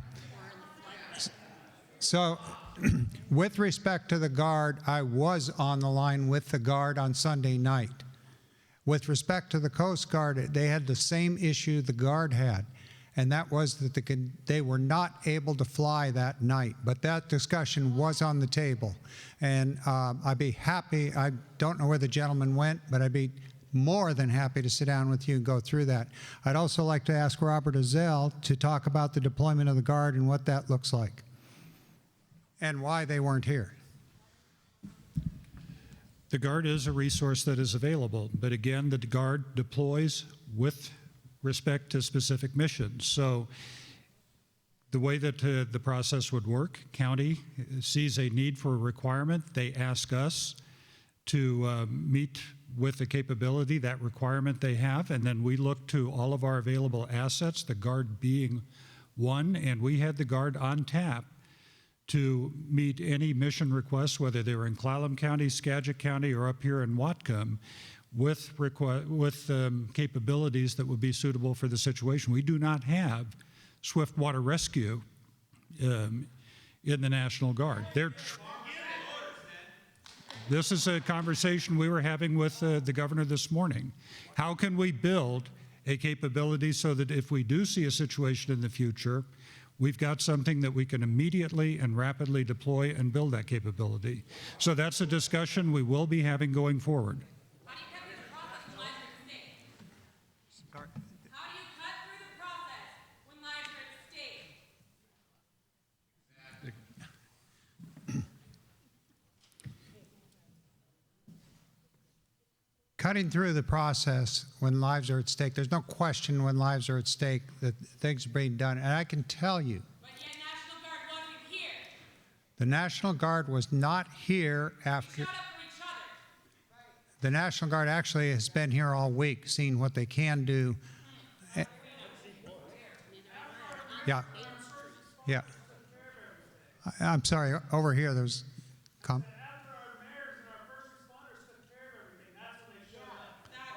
Yeah.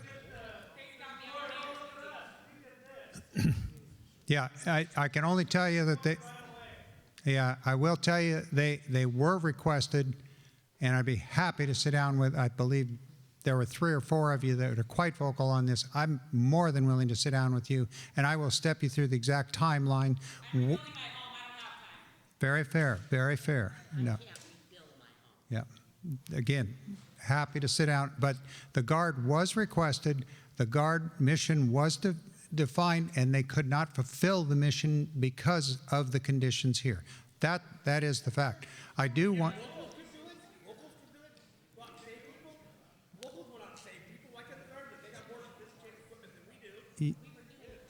Yeah.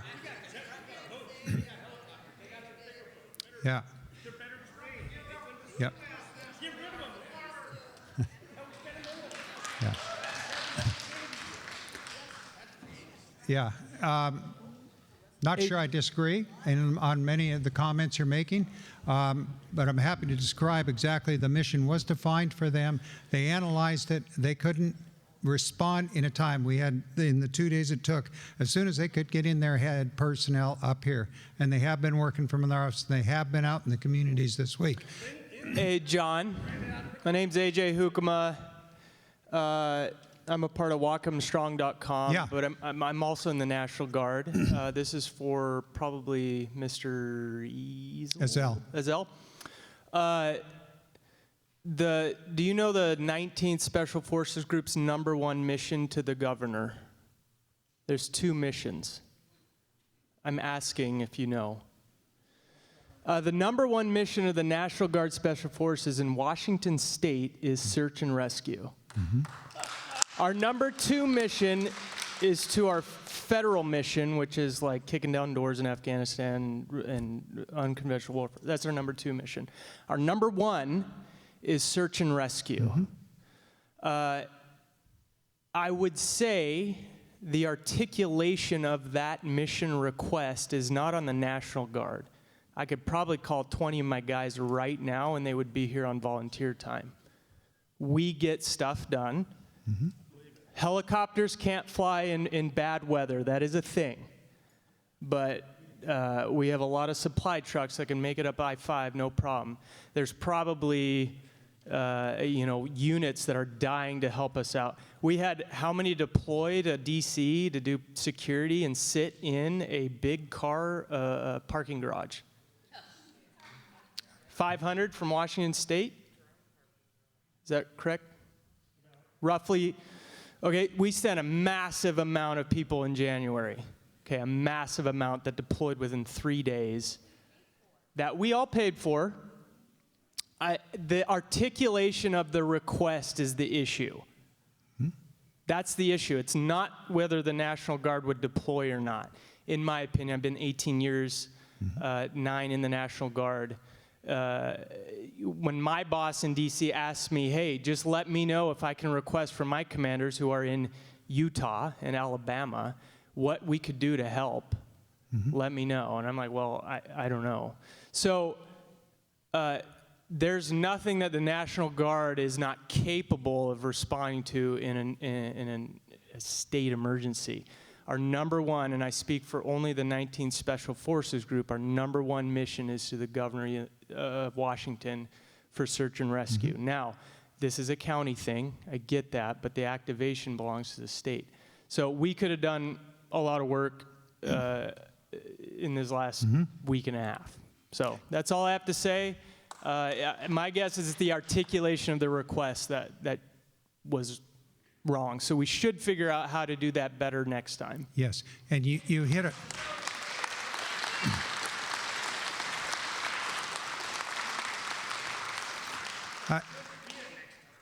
Yeah, let's hope there's not a next time. In answer to your question, you hit a key point, and that is, yeah, we can address that as well. But I want to answer the question with respect to what you just brought up about. Also, this gentleman's been waiting 15 minutes. Yeah. So I'm going to turn it over to him. I want to answer one question. Go ahead and get ready for your question, but I want to answer. You hit the key point within 72 hours. When I spoke with the State Emergency Management Office on Sunday night, and we did have the discussion regarding the guard, they did acknowledge it would take 72 hours to get here. 72 hours later, the emergency period was over. But there was no delay in getting a hold of the state, and the state was processing that, and we did, in fact, have that 72-hour notice. That's at least how long it would take. And I would add to that at that 72-hour, they did send people up here, not 60 of them or 100 of them.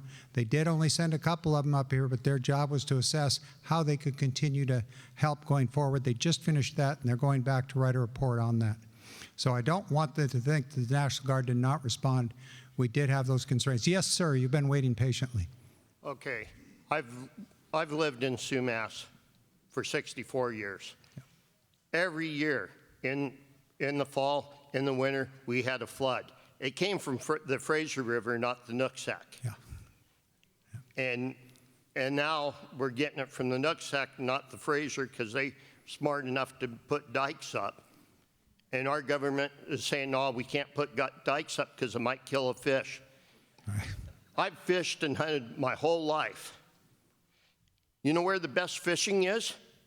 30 feet behind the dredge, downriver, because they're picking up anything, any of those bugs and all that they live on that's getting cleaned out of that river. And the nest of the fish, there's nothing there. They get covered with silt because the river can't flow out.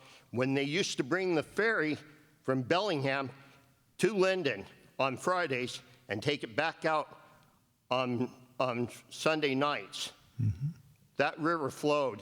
And at this time of the year, you could go up at the North Fork of the Nooksack and never go more than ankle deep in that river because the fish were so thick. And back in '67, my friend's dad caught a 67-pound king at Nugent's Corner. When was the last time you've heard of a fish that big in the Nooksack? They can't make it up to spawn, or if they do spawn, the eggs die because of silt, because that mouth is not opened up. And then the governor spends millions and millions down in California to have them study why killer whales are dying out here.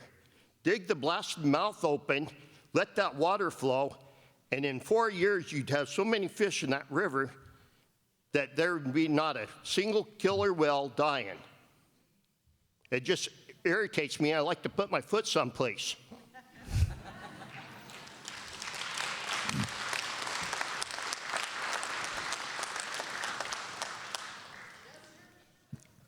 Thank you. Yes, go ahead. Sorry, so my name is Teresa, and Teresa, I'm sorry, could you step closer to the mic so the people online can hear you? I'm a little shorter than them, sorry than that. I actually have a two-part question for you guys, but also for the audience and anybody out there. Sorry, I can project as well if that works. Got it. So what I'm interested in is understanding if people still have more demo that need to be done in their homes. Does everybody still need demo done? We still need lots of demo done, right? Okay. So I'm wondering, if you guys have been out, which I think has done really well when we had like Ferndale, Sumas, the major cities that have mayors and have government coming in and trying to help and do what they can, has anybody been out on the outskirts? Deming, Maple Falls, Kendall, any of those areas also out there. We don't have mayors, we don't have government, we don't have people in there helping us. So is anybody going out there and seeing what's going on? Yes. is the simple answer. Initially it's been Public Works and their crews that have been out there. We're just now beginning to reassign teams to go out and look at specific areas. I can give you some examples from some areas that we've already found things. For example, in the Glen, where there's 17 homes that have been tagged as a result of the flood. 4 of them in danger of sliding into the Nooksack, as an example. But we are identifying all those pockets, and I do want to say in that regard that just tonight, on the Whatcom County website, on the damage form page, we just launched an online damage form, and we are we literally did it at the start of this meeting. We are asking everybody to go ahead and enter their information there, and the result of that is that we will send somebody to those locations in order to inspect those homes and look at those homes. Okay, so we have people coming out to do assessments. Yeah, that's a good question. Yeah. It literally just came out, and I'm telling you right now tonight, it's available in both Spanish and English, by the way. And it is on whatcomcounty.us damage form. damage/damage. And that's the place to start that process, but it's not without it. Again, the Public Works crews have been out. Our office is starting to send out people. We have been heavily focused on the Everson, Sumas, and Nooksack area due to the high level of damage in the area. Okay. Thank you. Well, look into that information, and I'll be sure to spread that around and help people get the right resources. And I know, by the way, I want to add to that, Whatcom Strong has been one heck of a great asset that's been community-based and kicked up, and they're working directly with us, as are a couple other people that are doing these different events. So I want to thank Whatcom Strong. Yeah. They are wonderful, and they're great, and I support them. I'm helping them as well. The second part that I had with that is I'm wondering what we can do to get resource centers out in those areas. Like Whatcom Strong maybe could have a second branch, for instance, would be one idea. Out in kind of those outlying areas where people still need help. A lot of those people don't have vehicles, can't drive, or disabled, have small children, things like that, and they can't get over to Halverstick to do all those dump runs. Yes. There's people literally with 2-car pile loads in their front yards, not appliances, just furniture, just drywall, sitting in their yards with no way to move it. So can we get, some more dumpsters kind of out there somewhere? Can we get some more resource centers, some more donation centers, some more people? Is there something happening this weekend maybe that we could get people out there?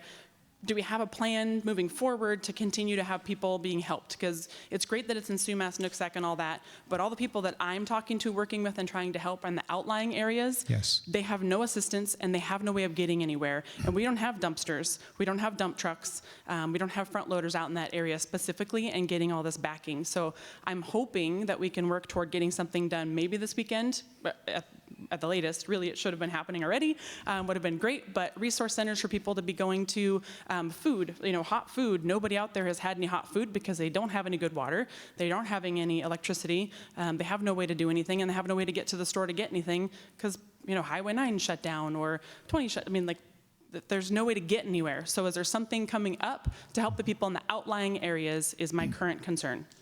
The answer is yes. The debris management plan, which Erica Lautenbach spoke of, is administered by our office, and we got the Haverstick site open. That's not going to be the only site.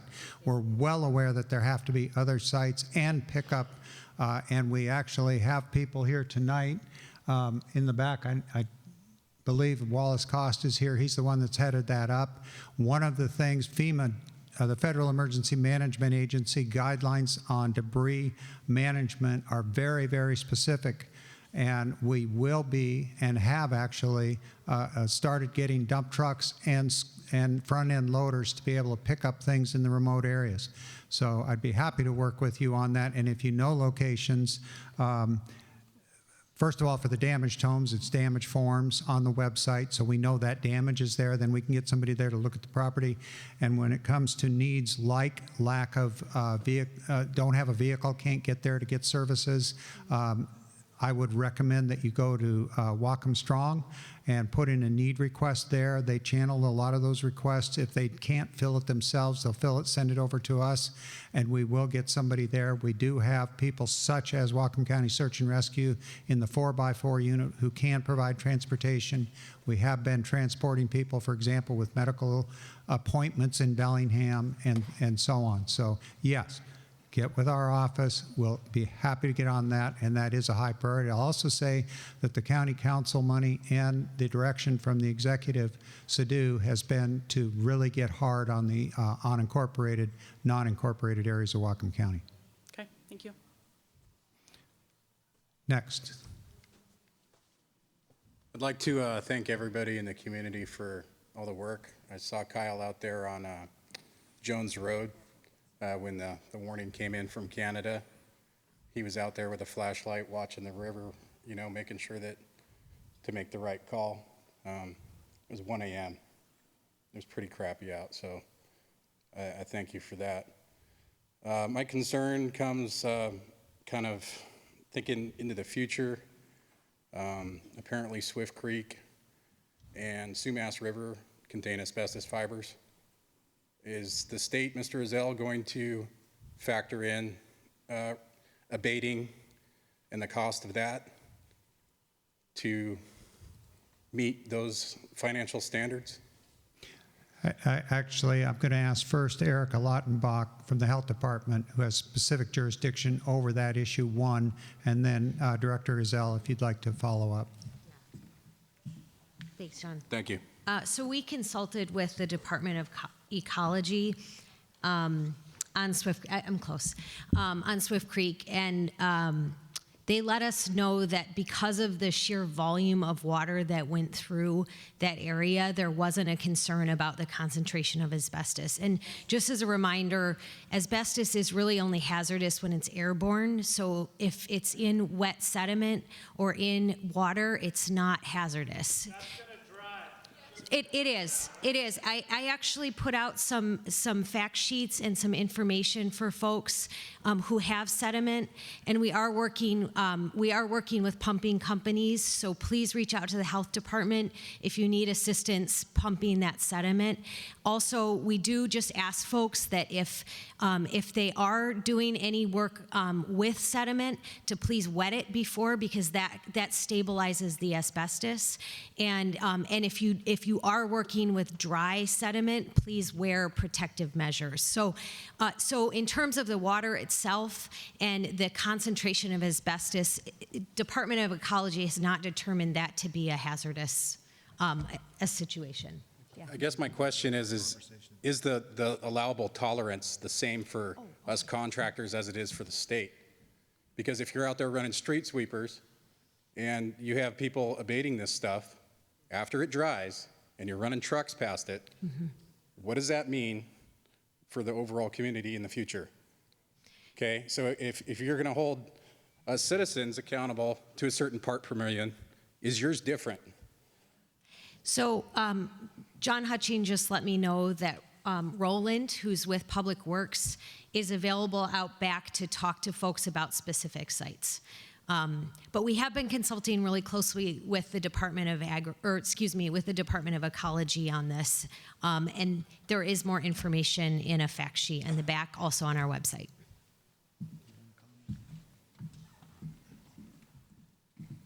In terms of state resources available to help with this problem, we can certainly work with Department of Ecology and see what they can bring, because ultimately this is within their purview. But again, as emergency management, we partner across state government to bring resources to bear, so we'll do what we can to see what resources ecology would have.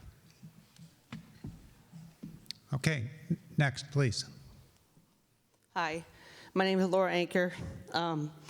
I represent a lot of businesses in Sumas. My question, which, I mean, a lot of you have already covered, but to the FEMA gentlemen, have you been out there? I have. I'm not asking you, sir. I was out here last Wednesday with the governor. Okay, and how many places, I'm not done, sir. How many places did you go into? How many houses did you walk into? How many businesses did you walk into? I have spent the last 9 days cleaning out my place of business. My uncle has lost 12 trucks, his office, his son's home. And you're gonna stand there and tell us, well, if it reaches a certain amount, we're good to come out and help you? Sir, you don't have that call. We are in crisis. This town is in crisis. And for our governor to stand out in Bellingham and talk about frickin' climate control, no, sorry, no. Climate control has nothing to do with this, sir. There are people that cannot go home tonight because they don't have a bed to sleep in. There are people that cannot go home because they don't have a house to go home to. And you're gonna stand up there and tell me how, well, we'll see if this covers our FEMA control, whatever. Sir, do you have a home to go home to tonight? Do you have a bed to sleep in tonight? I'm sure you do. A lot of these people don't. Okay? That's where the help starts coming in. Like a gentleman said before, where's our National Guard? I lived in Canada for 31 years. People laugh at the Canadian Army. You know where they were today? They're out in Canada helping their citizens, getting their animals out of the water, helping the people get out of their homes. Where was our help? Where was our help, sir? Like, you stand up there because, it's the right thing to say, it's a political thing to say. Our mayor was out there with his boots on in the middle of the mud helping us, the town of Sumas. We need more of that, sir. We need more of that. You cannot stand up here being politically correct, saying what you have to say. There's people who don't have homes to go home to. And you want to talk about an amount that reaches the, protocol? One household reaches that protocol. One family not being able to go home reaches that protocol. I'm sorry, it's not you. I know you're not responsible for everything that goes on, but you are a voice, sir. And I am a voice for this town, and we are in crisis. And that's all I have to say. And I appreciate that, and I will do my best to be your voice to the federal government. And that's been my pledge to the mayors when I spoke with them on Wednesday. That's my pledge to you now. I will do my absolute level best to make that case for you and get that for you. And that's all I can say on that. Well, tell the governor that he needs not to go down to California for a study before he can put the thing in gear. Yeah. How is there going to be apply for assistance so we can get money now to do what we need to do? I'm sorry, I didn't hear it. I'd like to hear that question. How and where Yeah. we apply for assistance Yeah. to do what we need to do right now? Okay. Get our homes rebuilt. So there. Say it louder. No, I got you now. Thank you. First of all, I will say the governor's office is trying to be supportive. Say, are they tonight? Net texted me. We need money now. They texted me that they have a DSHS team that's going to arrive here in Whatcom County to begin to handing out immediate assistance, cash assistance, food assistance, and so forth. I do not have here right now tonight whether it's going to be Friday or whether it's going to be Monday, but they are coming up to begin to address that very specific need. That's all I know right now, but I'm telling you that literally came up tonight. So, I'm sorry? Yeah.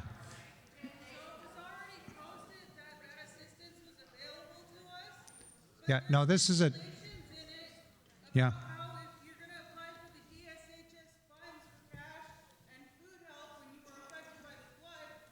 Mhm. Yeah. What about the ones that have kids? Almost all these families here have kids. Yeah. Again, I'm telling you what's coming in literally almost by the minute.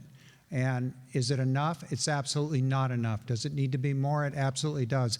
I'm going to speculate that Director Azell has heard that loud and clear tonight, and I know that he'll be taking it back to the state government and try and do what what we can. I would also point out that, again, I'm going to say the county council has allocated money. We've gotten money, additional money specifically to address temporary housing, specifically to address caseworkers coming into the community. There is money coming in. We're translating that into direct aid. It's not fast enough, and it won't be fast enough. I can guarantee that much. I can guarantee. But it is in the process of beginning to come. In the Whatcom Community Foundation money, that $1.2 million, which Executive Sadhu referenced earlier, that money is already being distributed rapidly out. And that is going to specific organizations that are qualified nonprofits or church organizations.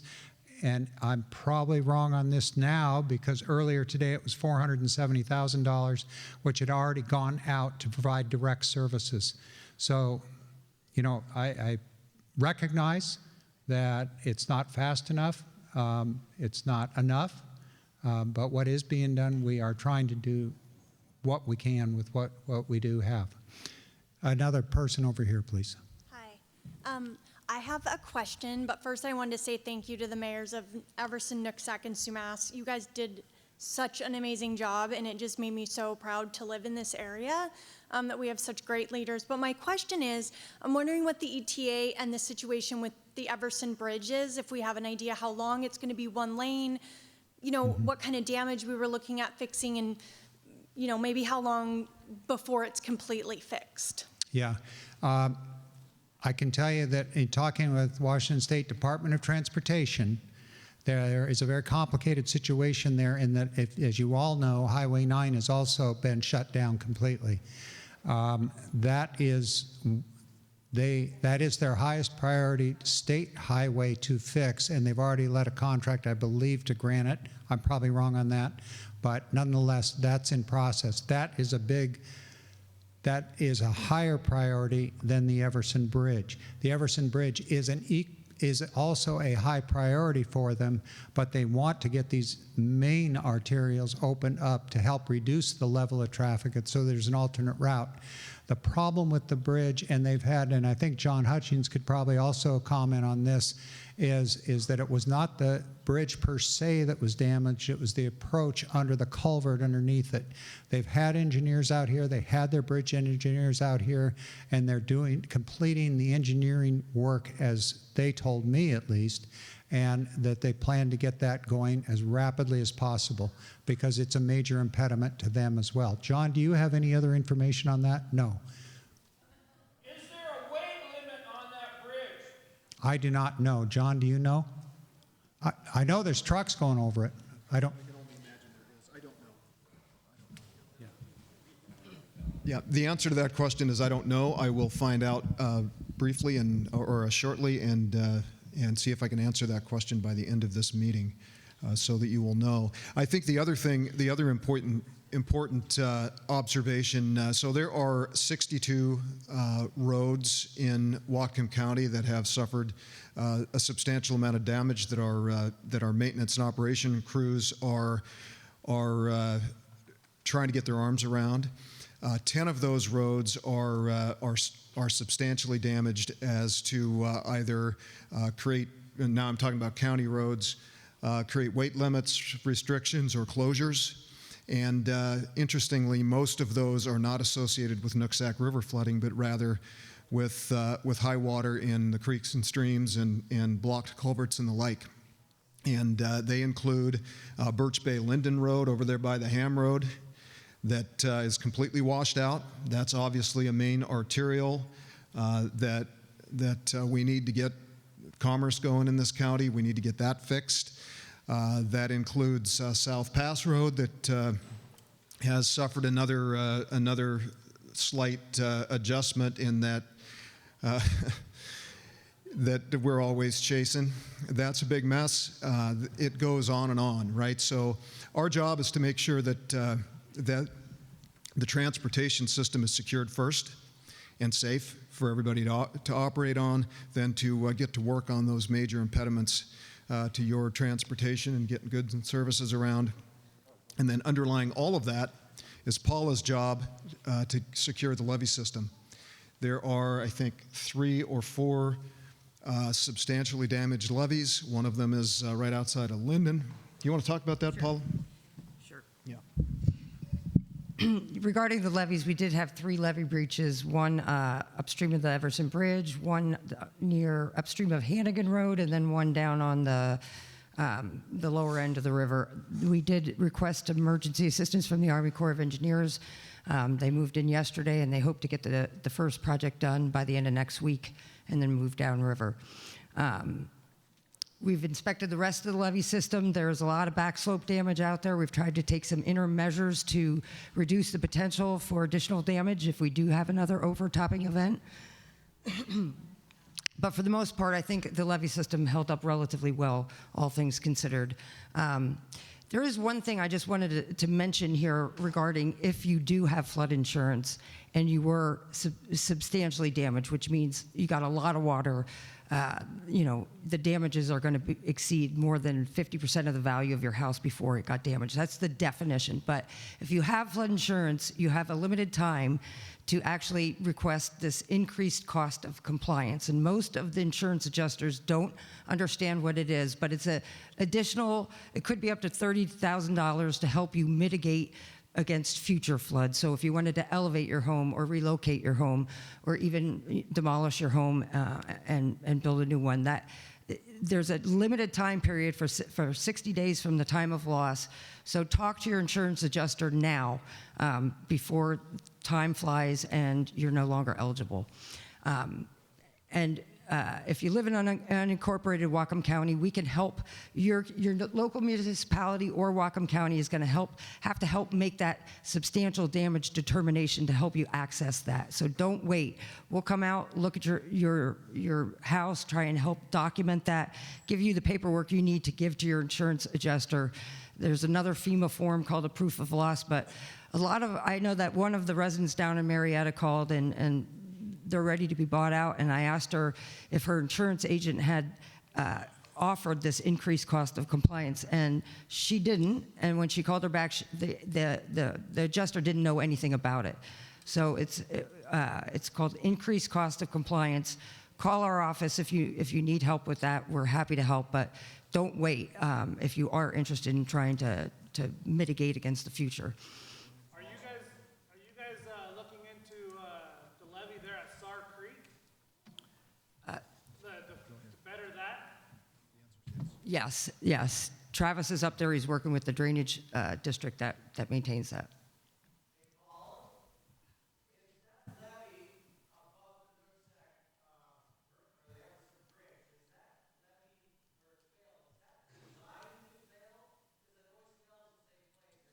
No, it's actually a new place. And could you repeat the question for people? He asked if the Twin View levee, which is upstream of the Everson Bridge, is designed to fail.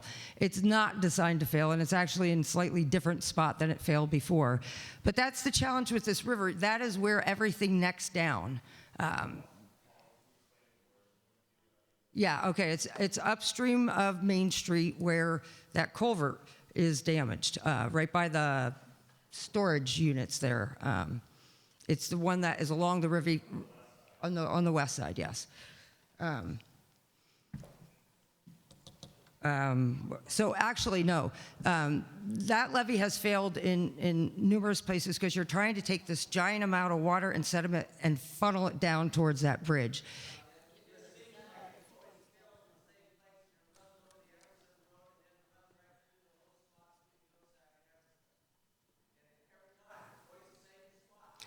Well, it is a slightly different spot for what it's worth. You talk about a mile or you talk about 100 feet?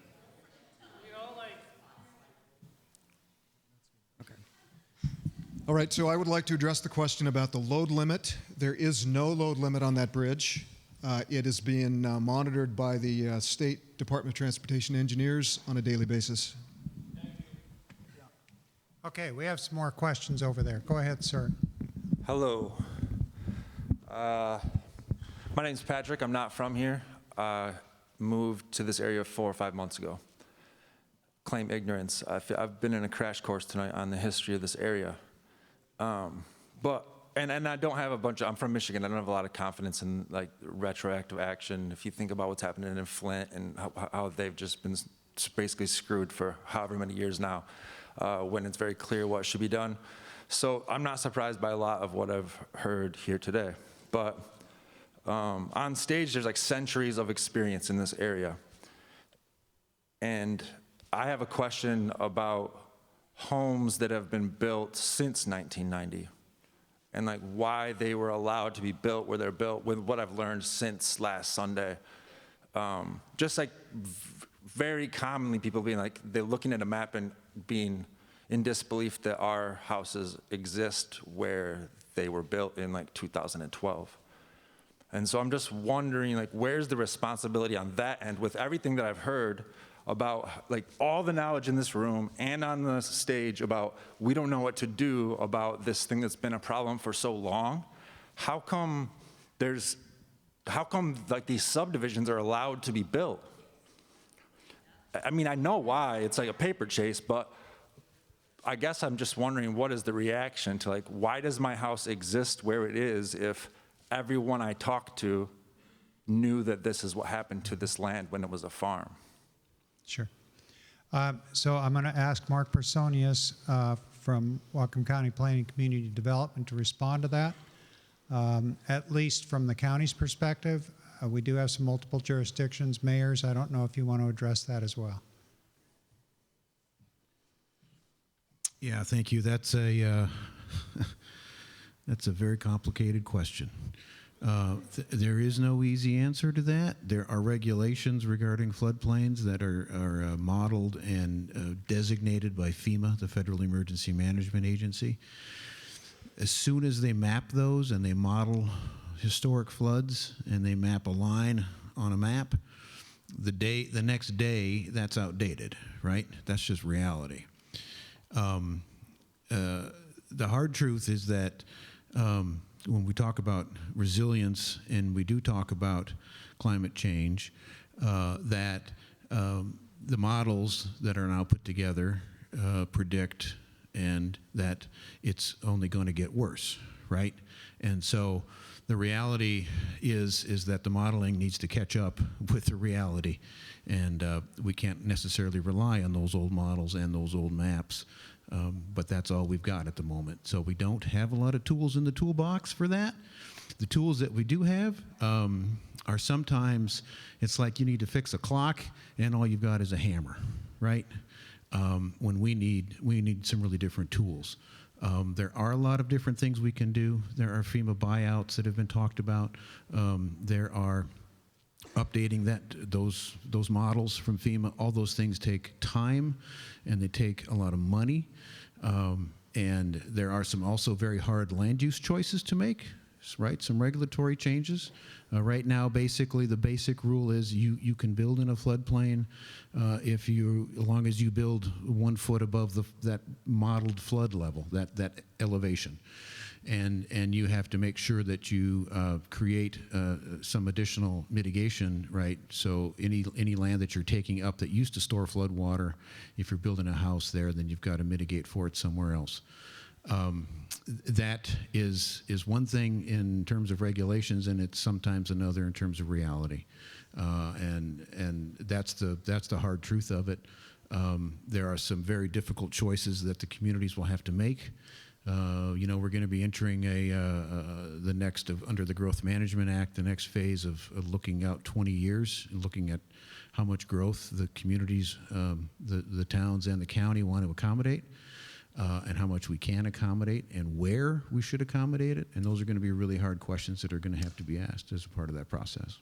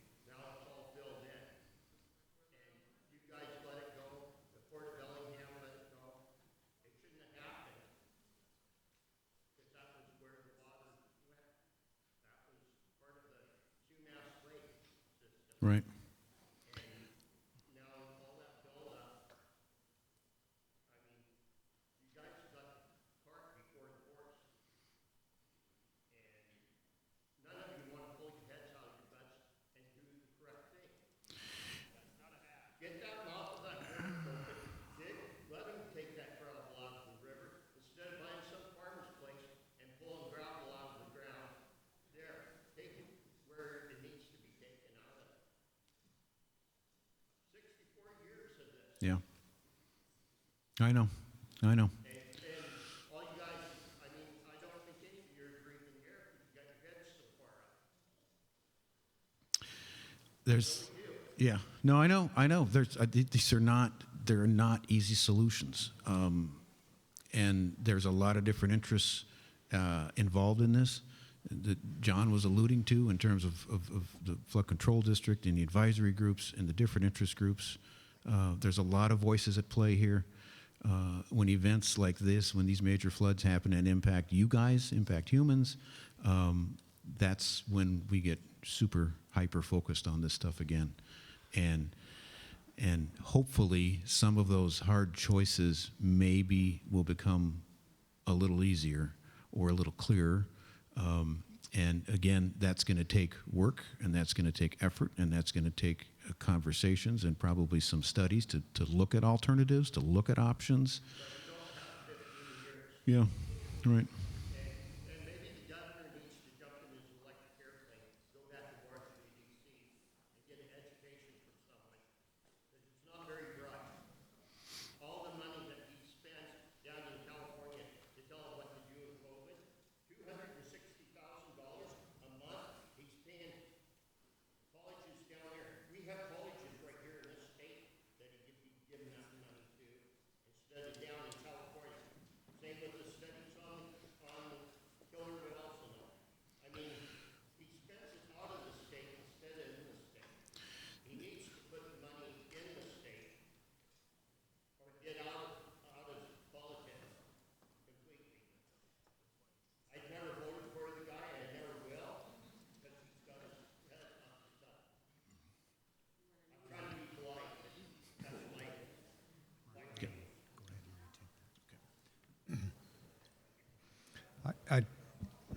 I guess real quick, what I'm saying is like, Yeah. he's talking about 64 years. Yeah. And my house is not 10 years old. Yeah. People who have lived here for 64 years know what's up with that area. Like it's this puzzle, it's not a workable puzzle. And like when you build a house, humans are then involved with it. And so like they're already, if you're building a home in that area, then humans are already in the mix with it. And then you all know that the flood is gonna come. So when it's being built, you know it's gonna happen. And so then it's not really a hard decision because we already know it's gonna happen before it exists. And so it just seems like you're just allowing something to continue to occur, knowing what the outcome is gonna be. So I don't really get like what is gonna change, because they're just gonna build more homes in these areas that are of risk, and then we're gonna be back here, or whoever lives here will be back here in another 10 years, and then someone will say the same thing over again and again and again. The kids that go to this school will be in the same situation. I completely agree with you, Franklin, but that's my own personal opinion. I shouldn't be probably saying that up here, but why we build in floodplains, why we build in high-risk areas and permit that, again, as Mr. Persona said, the laws and regulations that have been written that allow that. And yeah, but I mean, if we just go by laws, like we could all be treating each other terribly right now and still be within the law. You know? I understand that. So it's like, this is just about, we can't say like what's good for humans and then what's legal. Right. These things are not. No, I'm agreeing with you. Let me leave it at that. I do want to get to some of the other questions before we do wrap this up. We are over, but I will stay and try and answer what I can. Other questions right now? Yeah. Yep.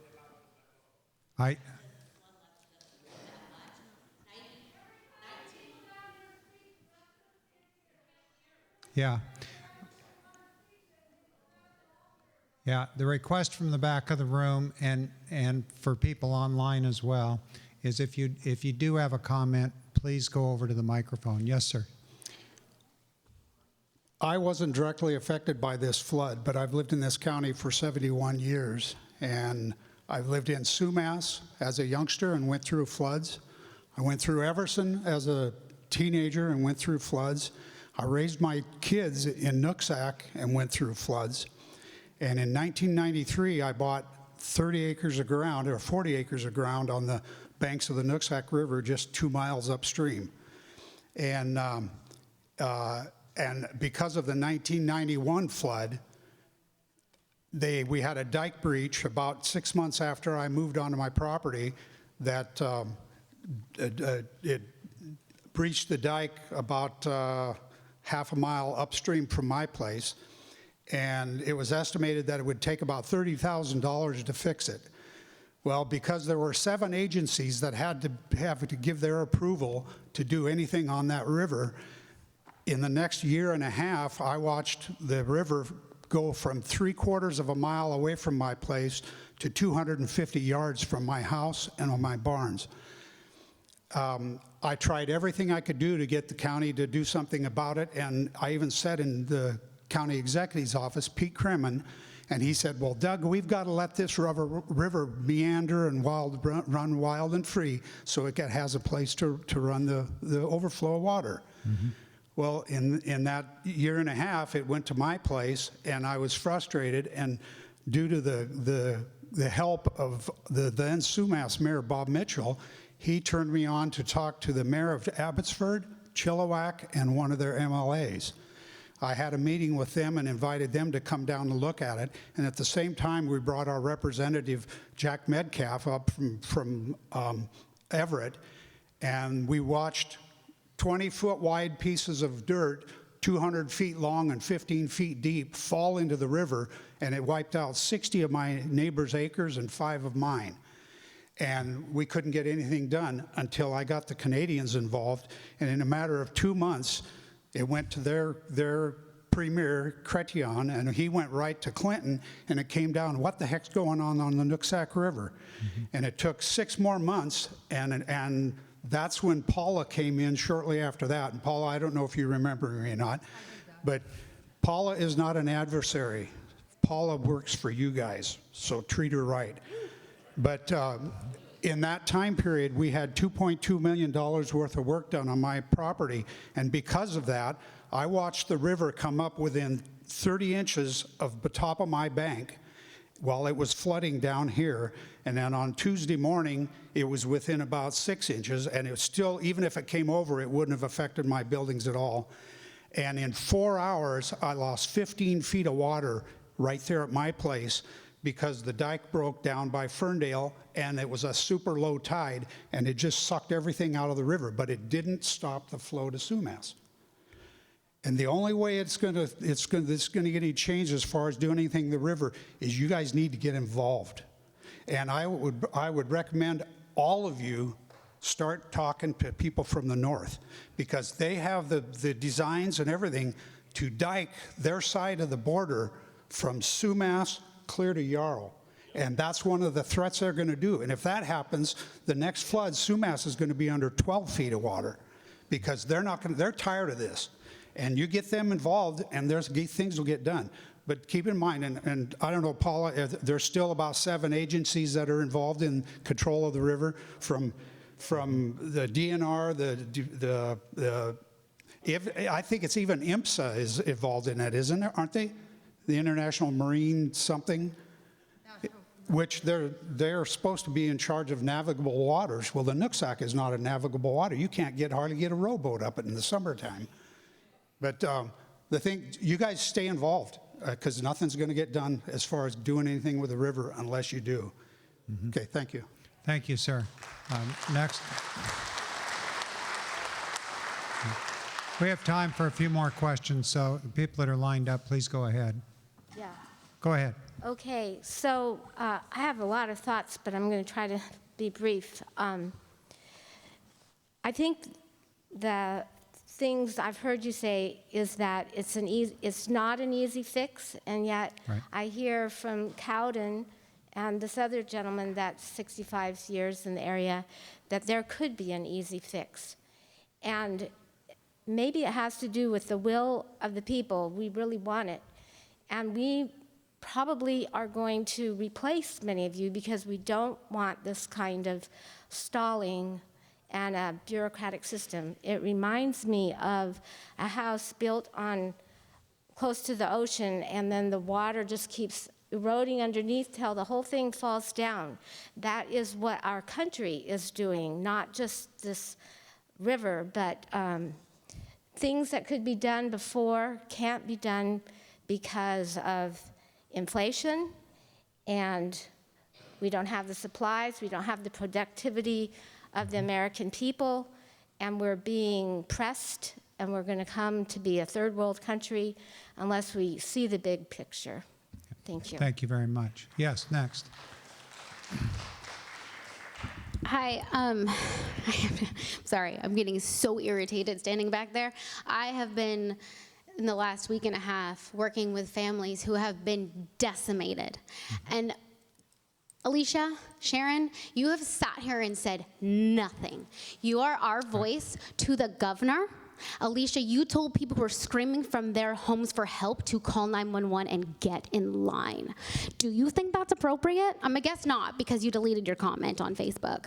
But let me tell you, you did, because I tried to take a screenshot, it was gone.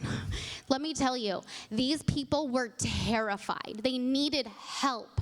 They still need help. The Red Cross, it's not cutting it. People who are special needs, they're not getting help. I'm on the phone with Tyler and Kathy nonstop because they're helping. Sat Paul, where have you been? I know you say you've been doing stuff, but it is your job. It is your job to manage the emergency. Why did you not use your emergency powers? Why did you wait for the council to approve money? You have the power. Use it, please. Kyle and John have been working their tail ends off. You guys are making phone calls, but use your powers. Alicia, please, we have elected you to be our voice. Sharon, we've elected you to be our voice. What are you going to do to cut through the red tape? What are you going to do to help us jump the administrative hurdles to drudge the river? We've got to drudge the river. Stop screaming climate change when you haven't drudged the river. What are you going to do? So we need your help. We are crying out for your help.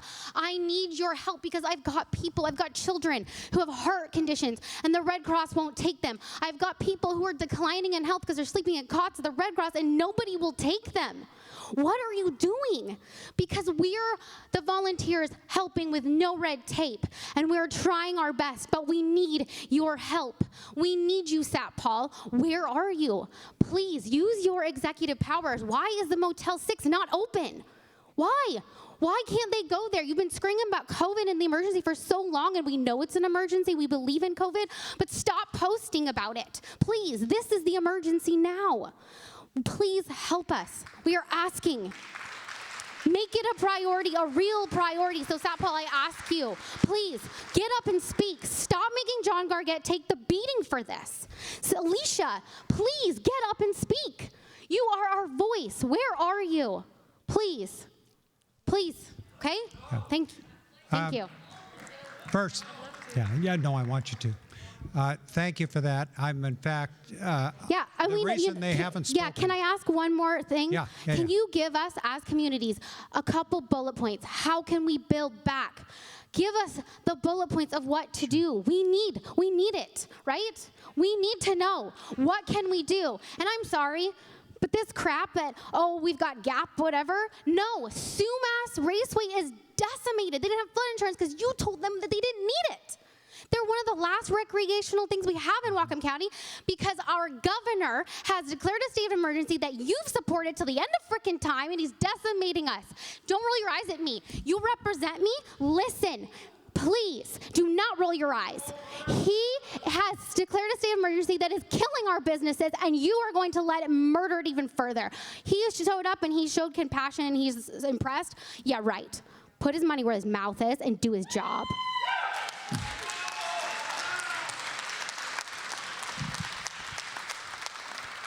Actually, thank you for that. I think you've captured a number of people's feelings. Now, I do want to say, though, in all seriousness, for both Sharon and Alicia, they yielded their time so we could get to the questions. So I'm now going to ask both of them to respond to your question, as well as anything else they'd like to say. So, Alicia, you're here. Would you go first? Thank you. Hi. Yes, I hear you. I am the new kid on the block. I've been here for less than a year. I'm from here. I'm one of you. I'm with you. And I will do and am doing everything that I can, but I cannot make the weather change. I cannot fix all the problems. But what I can do is take every single one of your stories and bring them to the people who can. And what you don't know, or maybe you do, is that there's nobody here who would argue with me, anybody sitting here or here.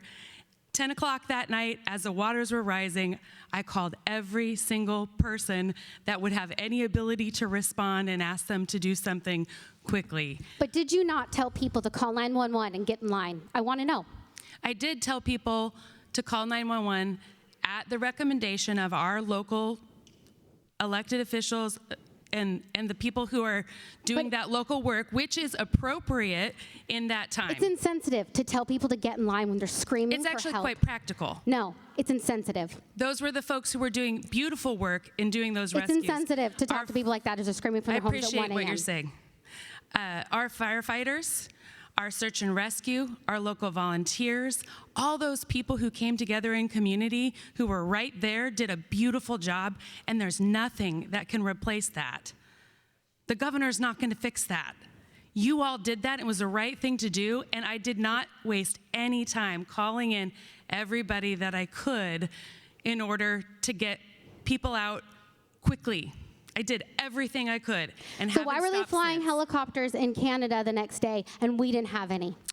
I don't have actually any direct authority over helicopters, but the governor is the person that I did call, and his office did respond at 10 o'clock that night while the waters were Talking about Tuesday or all day Monday? Tuesday. What happened Tuesday? No. No. I just want to be really clear. I did those requests. What's your next question? Okay, and because so, I did. yeah, so will you tell us, will you support dredging the river? I don't know enough about dredging the river. I've been here less than a year, but I will definitely find out. Okay, but you say you've been the new kid on the block, but you've been spending a lot of time at home because of COVID. So please, if you're still not in session, do the research, okay? We need this. Please, do the research. I appreciate that. You're only new for so long. You're only in office for so long. Please do the research. Everybody here to know that I heard you loud and clear, and I will definitely be asking a lot of questions. I'm good at that, to make sure that we can get answers to these questions. I cannot honestly tell you the answer to that question of why, all the reasons. I can only assume that there are lots of reasons why that hasn't happened, but I will definitely find out those answers for you. So when we had this meeting in 2019 and we talked about it then, and you've then since been elected, you didn't think it was a priority? That doesn't mean that I don't think it's a priority. But you didn't do your research. I have been here with you through every bit of this, and I have been working on your behalf in the short period of time I've been here, and I will continue to do that now in the immediate as I have.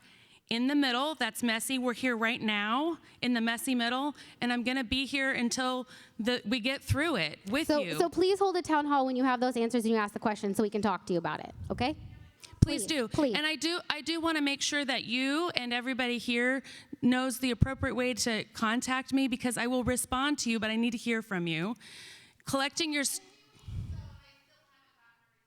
I'm sorry, you called? Okay, well, please meet me out here because I'd like to be able to hear from you. I don't know, I'll have to get your name, but I'd like to follow up on that, so thanks. You know, the thing is, you guys, I will do my very level best to be able to take your stories to the people who can do the right things about it. You have my word that I will do that, but I won't be, as a state representative, every single answer to every single question that you have. I can't do that, but I will certainly, as I have, and I hope you hear from all the folks that are here, continue to be your voice. I have done that for you. You need to know and at least hold on to that when those rivers are rising, you are not other to me, you are me. My friends, my family, they were calling too and saying, you know, this is what it's looking like while we're doing all of this.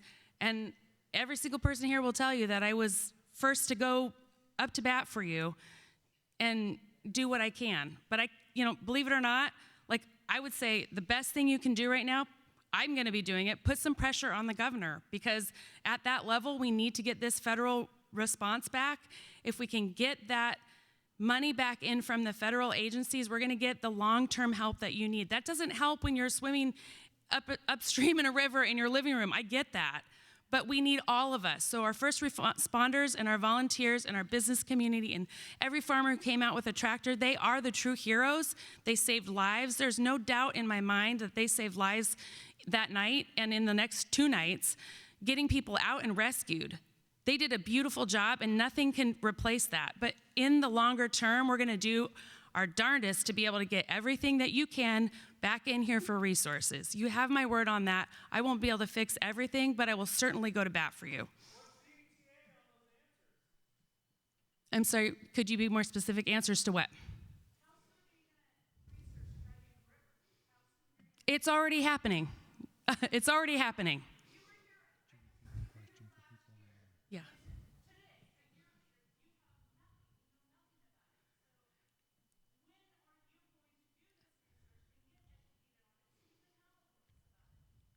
Understood. You'd like me to look into dredging. Got it. I'm sorry. I'd love to be able to hear your question. I do want to be responsive, but I'm not at this point able to hear. Would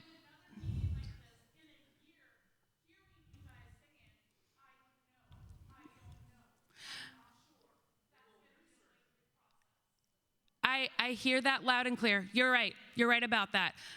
We've been leading through COVID, and we've been in everything that comes with that, economic disaster, and you're right. You're right. You deserve answers, and that's why on the moment that I saw that this was going to be a bad flood, I said, this is not, I called the governor's office and said, this is not a flood that we've seen before. This is different. And it has proven to be true, and you all have been through complete disaster, and you need help. I hear it. I'll do everything I can to help you. That's what I can do. Consistently. I'm pretty sure that they would be happy to tell you that that's true.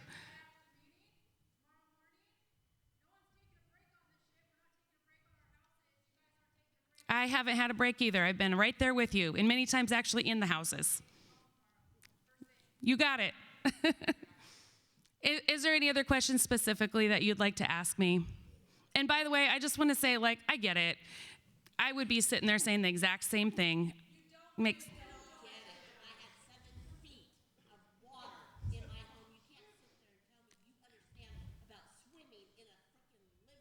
How about if I say it's fair? I called 911 at 9 o'clock in the morning. Never heard from them, not even the next day to see if we were even rescued. It was an elderly, medically fragile. And I begged them to come and at least get her. You know what? No follow-up. We could still be in our frickin' attic. So your 911, please wait. We're still waiting. I had to have my son call somebody on Facebook with a flat-bottom boat to come and get us. And he struggled. And John Perry is the one that came and helped us get out because your 911 made on a list is screwed. That woman could have died. What do you say about that? How about improvements? Get in line? What the frick is that? Yeah, no frickin' answers because you don't know. I live in the major rock bed of the frickin' river now. To her question, 2019, I got 6 inches of water in my home. Last year, 2020, I got 2 feet. This year, I got 7 feet. My home is contaminated. I can't go back there. So who's gonna buy me out? Because I can't repair. I can't go back. Just like Jennifer, on the other side of me, she's in the same boat. And we gotta go through red tape for somebody to buy us out because you guys aren't doing your frickin' jobs? I wanna know that answer. You can't possibly tell me you know how it feels. You don't know crap. You were in my house. Jay Inslee never came to my house. I was one of the hardest hit homes. So you can't sit there and tell me you understand and have a smug look on your face and say that you understand. You don't. You have no idea what it's like to fight for somebody who is so vulnerable. And I have to wait for 911 10 hours later.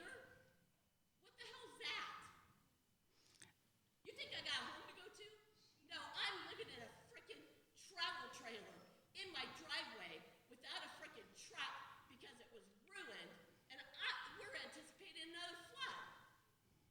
What do? I got a mortgage I'm still frickin' paying. I can't get aid or assistance. Where the hell do I get the money to protect us now? The few salvageable frickin' items I have covered in silt and mud sitting in my driveway is gonna be gone every frickin' weekend, every month, from here until spring. It's a threat. I can't live there. And yet I'm supposed to wait for FEMA? I'm supposed to wait for red tape? I'm supposed to wait for aid? What do?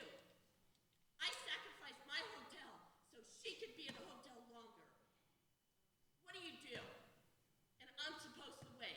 You go home tonight, you curl up in your frickin' bed and be all warm and cozy, turn on your damn TV, and you close off the world.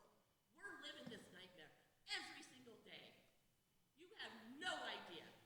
So stop patronizing us, all of us.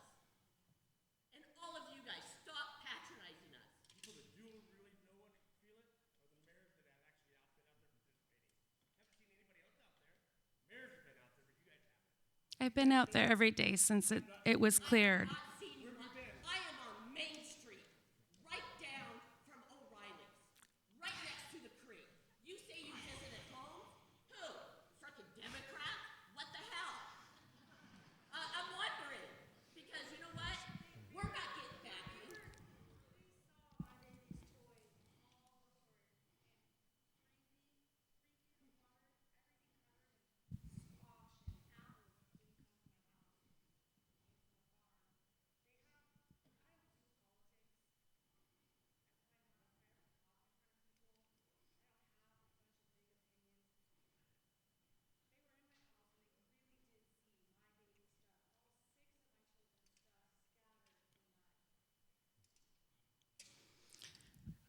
It's fair for you to come at me with those feelings. I'll take it. I'm sorry for everything that you're going through.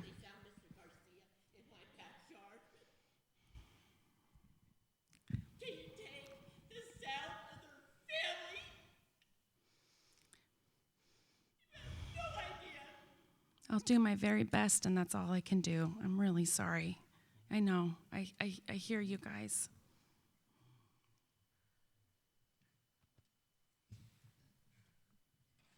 I want to make sure that we have time to hear from all of you, and so I'm going to be as quick as I can up here. But I want to say that Alicia mama bared out on this community. I was on the phone all day, and she was yelling at people getting up to the governor's office. And I think it's the main reason that he came out here, and it's one of the main reasons that he got additional funds from his emergency thing to fund this community. I know it's a drop in the bucket, and it's incredibly humbling today to hear your stories. I was at Jennifer's house with the governor. I was out on Saturday and Sunday with the work crews. I'll be out again on Saturday this weekend. It's emotional. It's really hard. I grew up in Florida, and we had hurricanes every year, but this is different somehow because the houses that really got flooded in Florida were up on stilts. And so the floods just weren't as damaging as they are here. It's really hard to listen to. It was hard to watch. I watched a woman have to throw away her heirlooms because they'd been contaminated with the floodwaters. And I'll be honest, I was close to crying. And I think there were some really great points. The man with the mask, what was it, Patrick? Why are we continuing to build here? I think these are all good reasons to get a little bit more excited about land use. Visit a few more city hall meetings. We need to be thinking about this over and over again because what we see is we see communities that are scarred, and then 8 years later, we think, it's just a flood risk. We can't do that. We have to remember this, and we have to remember this as we rebuild. There's a lot of money coming from the federal government because of the infrastructure bill. And I want to make sure that we spend this money in ways that benefit our communities and make us stronger. That our roads don't overflow, that our dikes don't overflow, that we have smart people like Paula figuring out where the water can go so it doesn't go through our downtowns and through our main streets. And so this woman who I've seen crying here, and I've been wanting to come hug you, but I don't want to come down off the stage and hug you, but afterwards I'd love to give you a hug after this if that's okay. I I really hear you, and we're going to be thinking about this. Your legislators are here for the long term. I stood here in 2020, and then it was me, Luann Van Werven, and Doug Erickson. We were the legislators on the stage, and now it's me and Alicia today. And I told John and I told Kyle, let me know the help you need when we come to longer term solutions. And I'm still here for all of our small town mayors. I'm still here to work together, and I think that's true for the entire community. And so we are going to be working together. This isn't a Republican, this isn't a Democrat thing, this is a Whatcom thing, and we're going to do this together. And I'm so here for you as we go forward. So thank you, and I feel like I've already taken up too much time, so please.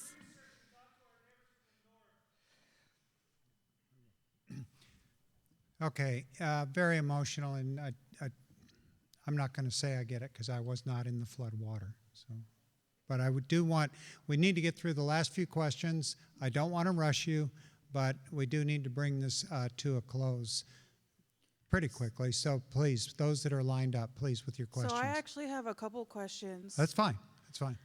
My first one being, we're all trying to recover from the flood right now. Yeah. And we're expecting an even colder winter than we got last year. Yeah. What are all of us that are now exposing all of our walls and pipings going to do in regards of getting help once our pipes freeze and they burst from being frozen? Mm-hmm. What help are we going to get before that happens? It's like right now for my house, we finished demolition yesterday. Thankfully to all the volunteers we had. All of our pipes are completely exposed. We have no bathroom vanities to even block those hoses off. What are we going to do when we start freezing and our pipes are breaking? Yeah. Thank you.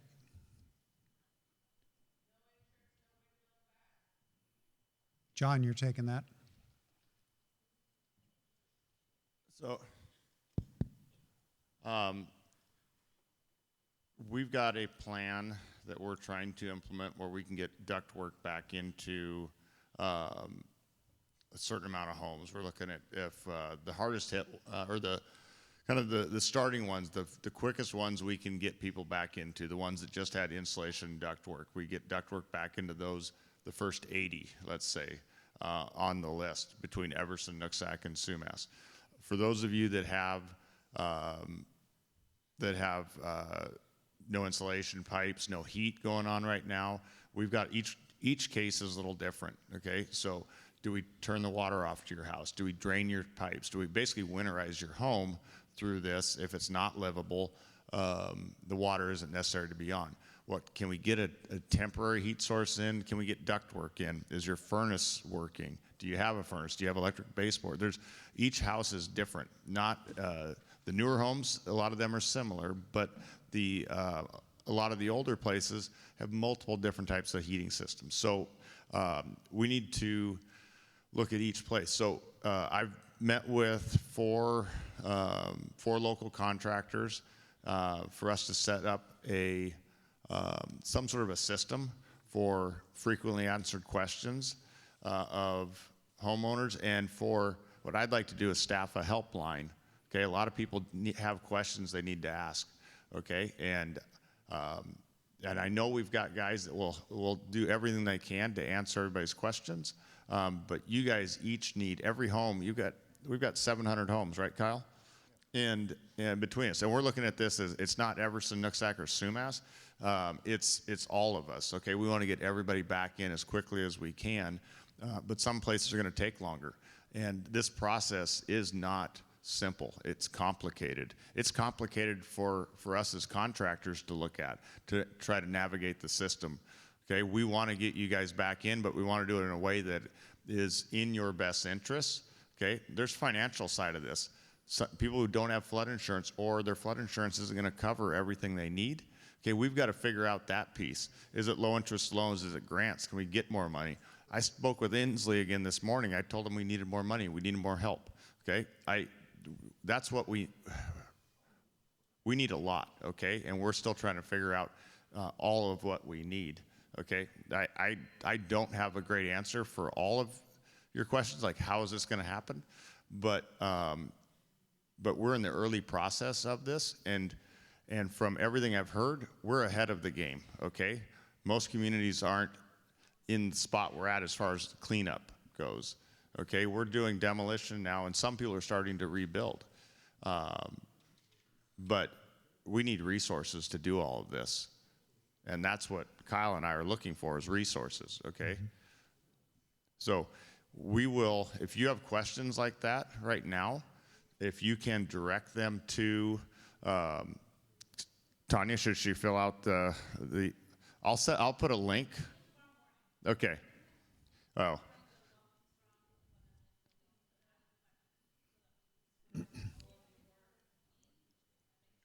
Yeah. Okay, so we'll have a link on whatcomestrong.com tomorrow that'll have a link for questions, okay? And then those can funnel to each city, and then until we have a better system in place until we understand what we need to do and get appropriate people in place, us and our little group of volunteers will probably be trying, like Brevik over, they'll be answering questions. I think he's done moving garbage, so we can, do you use a computer, Mike? Facebook?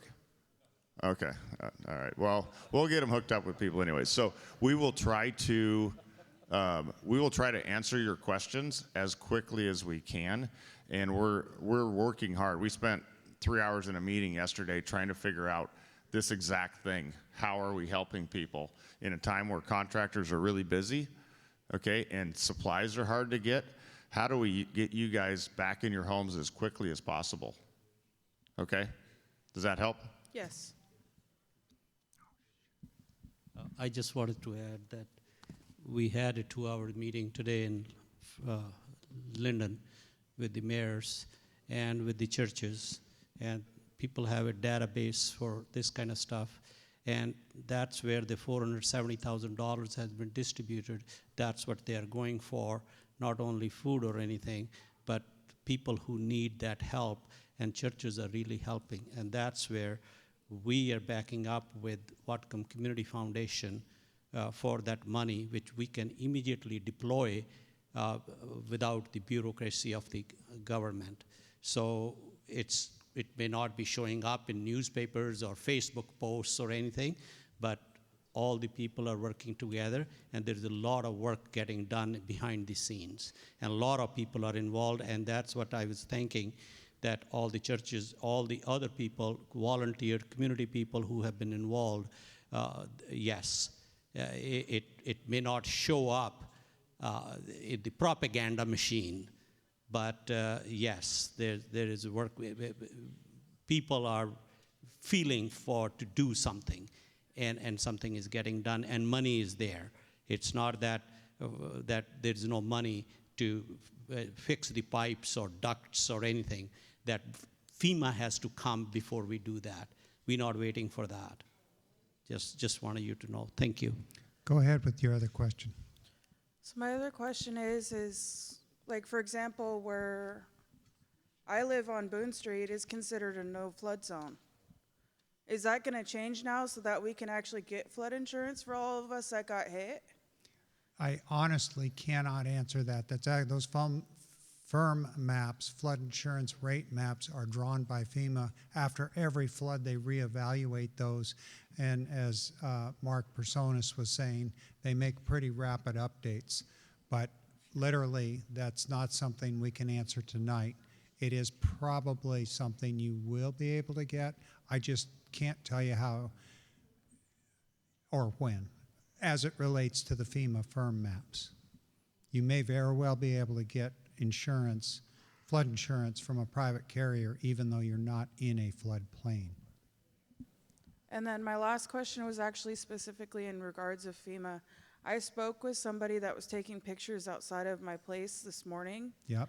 Said he was doing it to try and help. He's from the state, trying to help us get Yep. FEMA in. When we spoke with him, you had spoke specifically about how there's no set housing amount that we have to meet to be able to get FEMA. There's a bunch of steps that have to be taken to be able to get it. When I spoke with that guy earlier, he specifically stated that we needed to reach 450 houses in a total throughout Whatcom County to be able to have FEMA step in. No. So which statement is correct from what I was told this morning by the state person that was Yeah. trying to get the documentations for FEMA to step in versus now what the director is saying? Yeah. So I'm going to let the director respond to that. I understand where he was saying that you had to come up with 450. That's a rough ballpark based on the state's financial power and the various calculus that goes in there. I'm very, very reluctant to say if you have 450, you'll get individual assistance because it's not that simple. So I think it's much better to not latch on to specific numbers. Just realize that we have to have significant uninsured major damages to be able to go for that individual assistance. And you know, that 450 is a target, but I would not hang my hat on it. Okay, we're going to make another change with the ASL interpreters. We do have had the request for the ASL interpreters, so we're going to ask them to switch so they can get a break. While they're doing that, let's go ahead and take another question. I think we have 3 more in line there. Those will be the last 3 questions. I don't per se have Four. I'm sorry. There's somebody just stood up. Yeah. I don't per se have a question. I just have a statement. I've lived here 52 years. My aunt and uncle went through a flood in '90 in Everson. We had to move their cows out twice in the month of November. And what I see going on here, I'm a commercial truck driver. Mayor Christensen knows where I work, and I need to actually go to bed here so that I can go to work tomorrow.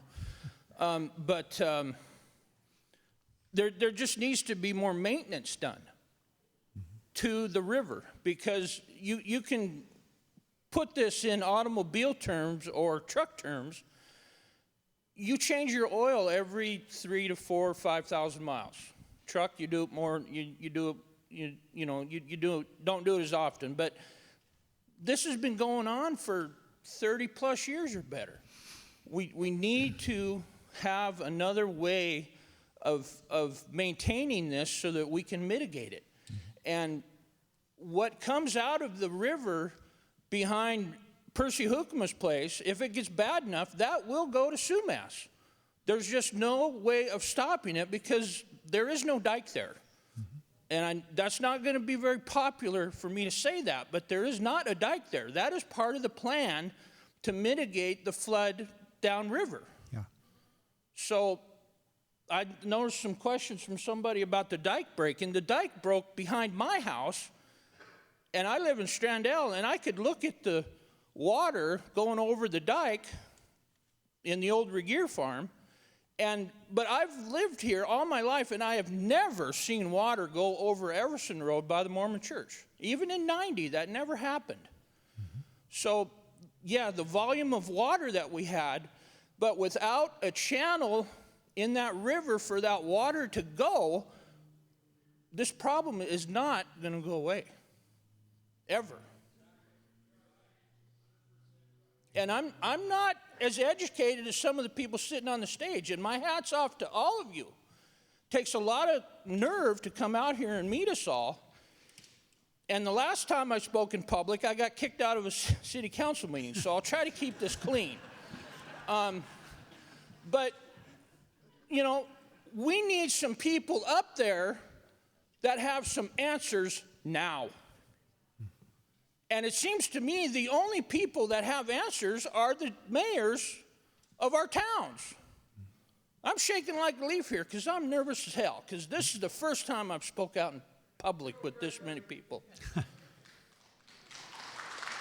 I've drove through floodwater that deep with the milk truck to get the milk. And I've seen it firsthand.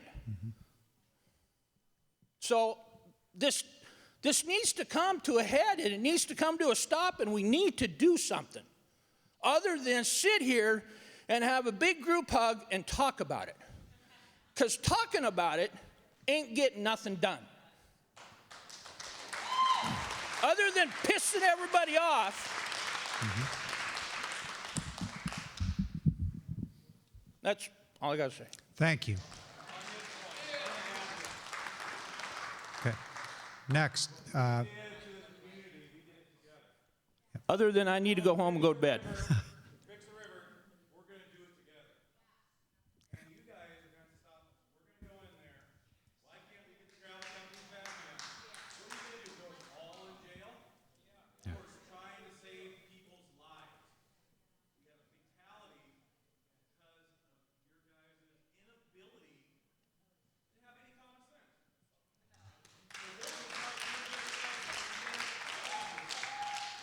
Okay. Thank you. Yes, go ahead. Hi. I drove up here from the Squalicum Valley and south. And I wish to express my love and gratitude to all the neighbors who showed up to help each other. Don't give up.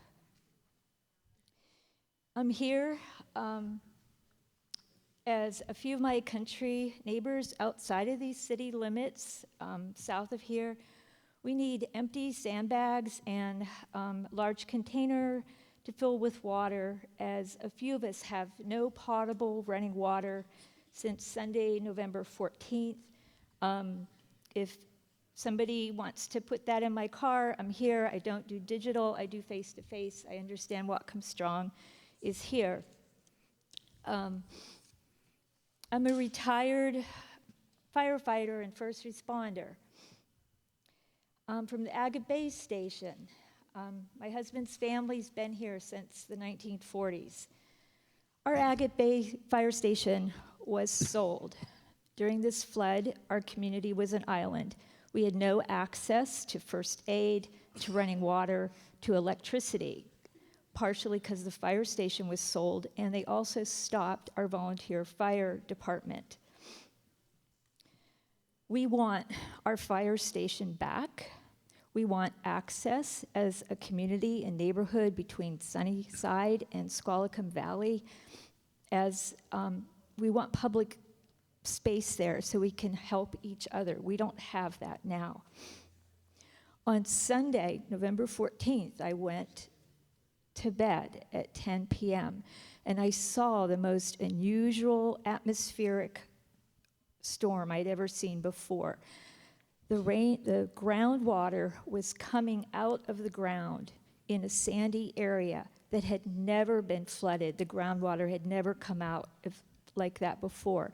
It surrounded our building. It came through the basement. This is not in the Nooksack River. This was south of here.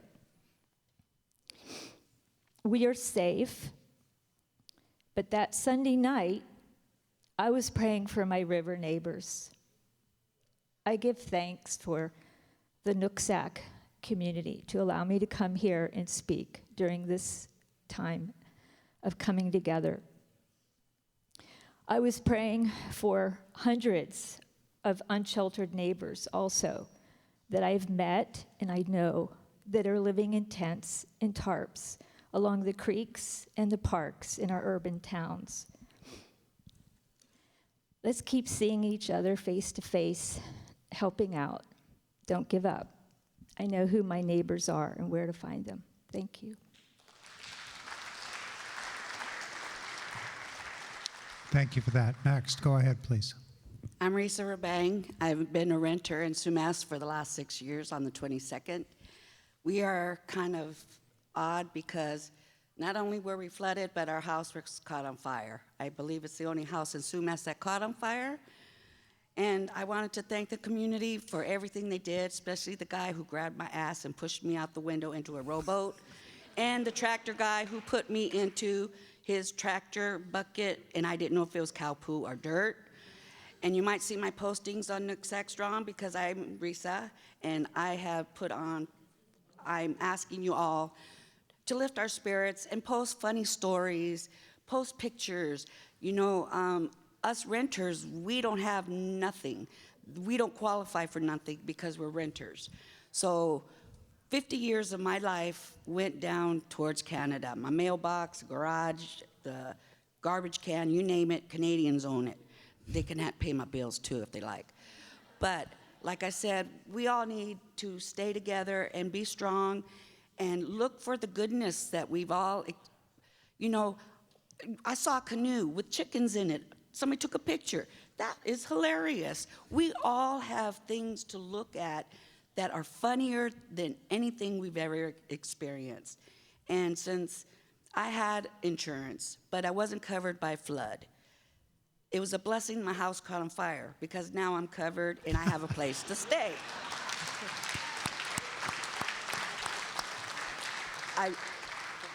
My dog died in March, my mother died of cancer in July, and now we're hit with this devastation now.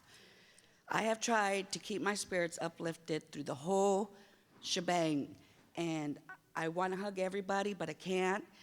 But I just want to say, please go on Facebook, post your funny pictures, lift everybody's spirit up. I know we talk about dredging and politics and everything that's bad going on, but we have good stuff. There's good stuff out there that we are experiencing, and we all need to share. We all need to post or talk about. Don't let it build up, because if that devastation stays in your soul, it builds up and it becomes toxic.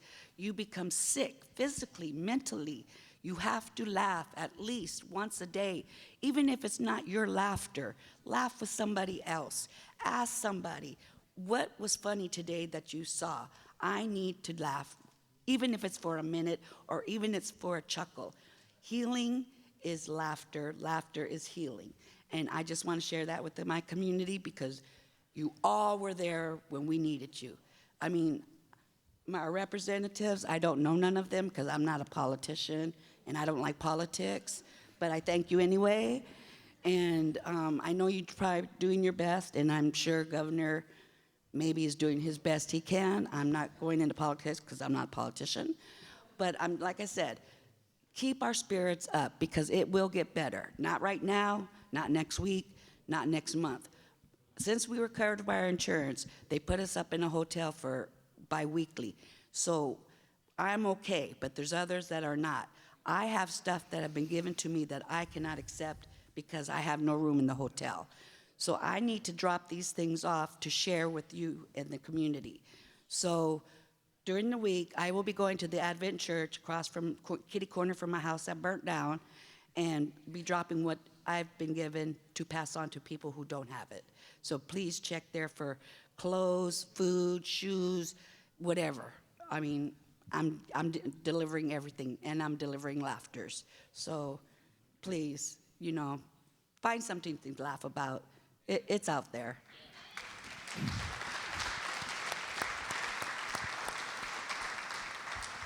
Okay, last question. Is there? I'm actually coming up here to do my plug because I know that this is being recorded and that people online are seeing it. So I'm just one person in Welcome Strong. It's all volunteer. So we are working around the clock to get to all of your help requests and all of your volunteer needs. We're really trying, but these calls are so tragic that they take time. There are very few on hand, so if you would like to volunteer to help, we are disseminating information to get you help, and we can't get that information out there quick enough. There is information all over the internet, but more than that, in our community, there are so many people that want to help you and are willing to, and they've got the time and they've got the resources, and we need to know where to go. And so if you do need someone to lean on, Welcome Strong would like you to lean on us. And we also are just begging for your help. That's all. Thank you. Okay, we're going to have to move on now. I'm afraid we are out of time on it. I just have one more quick thing. Okay, very quick. I just wanted to say thank you for the first responders and the mayors. Give them a round of applause.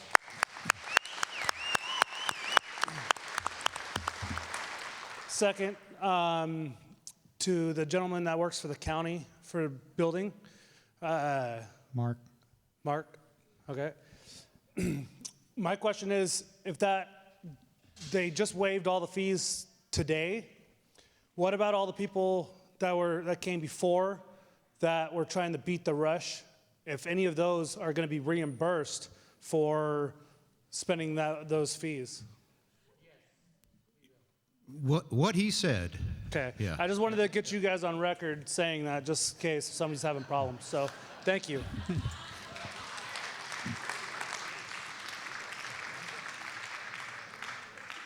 All right, I want to thank everybody. Look, we knew coming into this that this was going to be. Oh, I'm sorry. Thank you, Tyler. Thank you. Yes, the question was asked if you had filed an emergency building permit and had paid, would that be refunded? And Satpal Sidhu, our county executive, said yes, that will be refunded. So anybody who has already paid will be refunded. Thank you, Tyler. Look, we knew it was going to be an interesting evening, a difficult evening. Everything that we've experienced here tonight together is really what tonight was about. No, I think it's safe to say we don't have your answers that you want to hear. I can tell you, Whatcom Strong has been an absolute leader. They've just been fantastic. Their work is being integrated with ours now. We're getting much faster responses when people do send things in.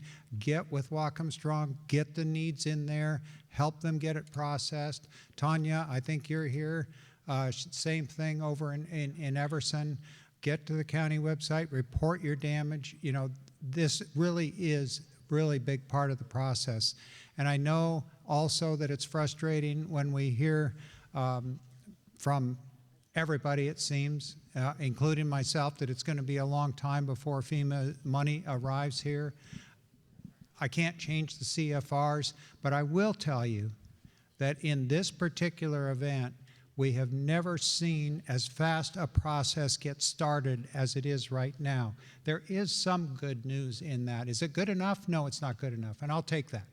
But I will tell you that there is speed that is occurring that would not simply have occurred. We wouldn't have had those individual assessment team members from Robert's office up here this week had it not been for the direct action of Robert Ezell at the direction also and working with the governor. I mean, I'm not going to say any more than that other than they're here and they were able to accomplish their work once again because of the work that was carried out by each and every one of you that were out there doing assessments and finding out where those houses were. When those teams came, they would have probably been here for 2 full weeks trying to figure out, oh, did your house flood? They didn't have to do that because of the work that was done in the communities. And that is I can't underscore enough how important that piece is. The public assistance process, which got started today, is another critically important piece, and likewise, the mayors have been outstanding. Their departments have been outstanding in collecting this information and getting it in. I think to conclude tonight, I again don't feel that, and I'm sorry for the people up here on the stage with a couple of exceptions, we don't have the answers. Candidly, we were not out there in the water during the night. A lot of us were doing things, but we weren't there in the water.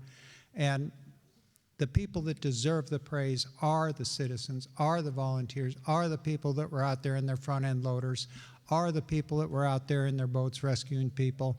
But I think most of all, none of that would have not occurred without the leadership of Kyle Christensen, John Perry, Marshall Judy, and Kevin Hester. So please give them a hand.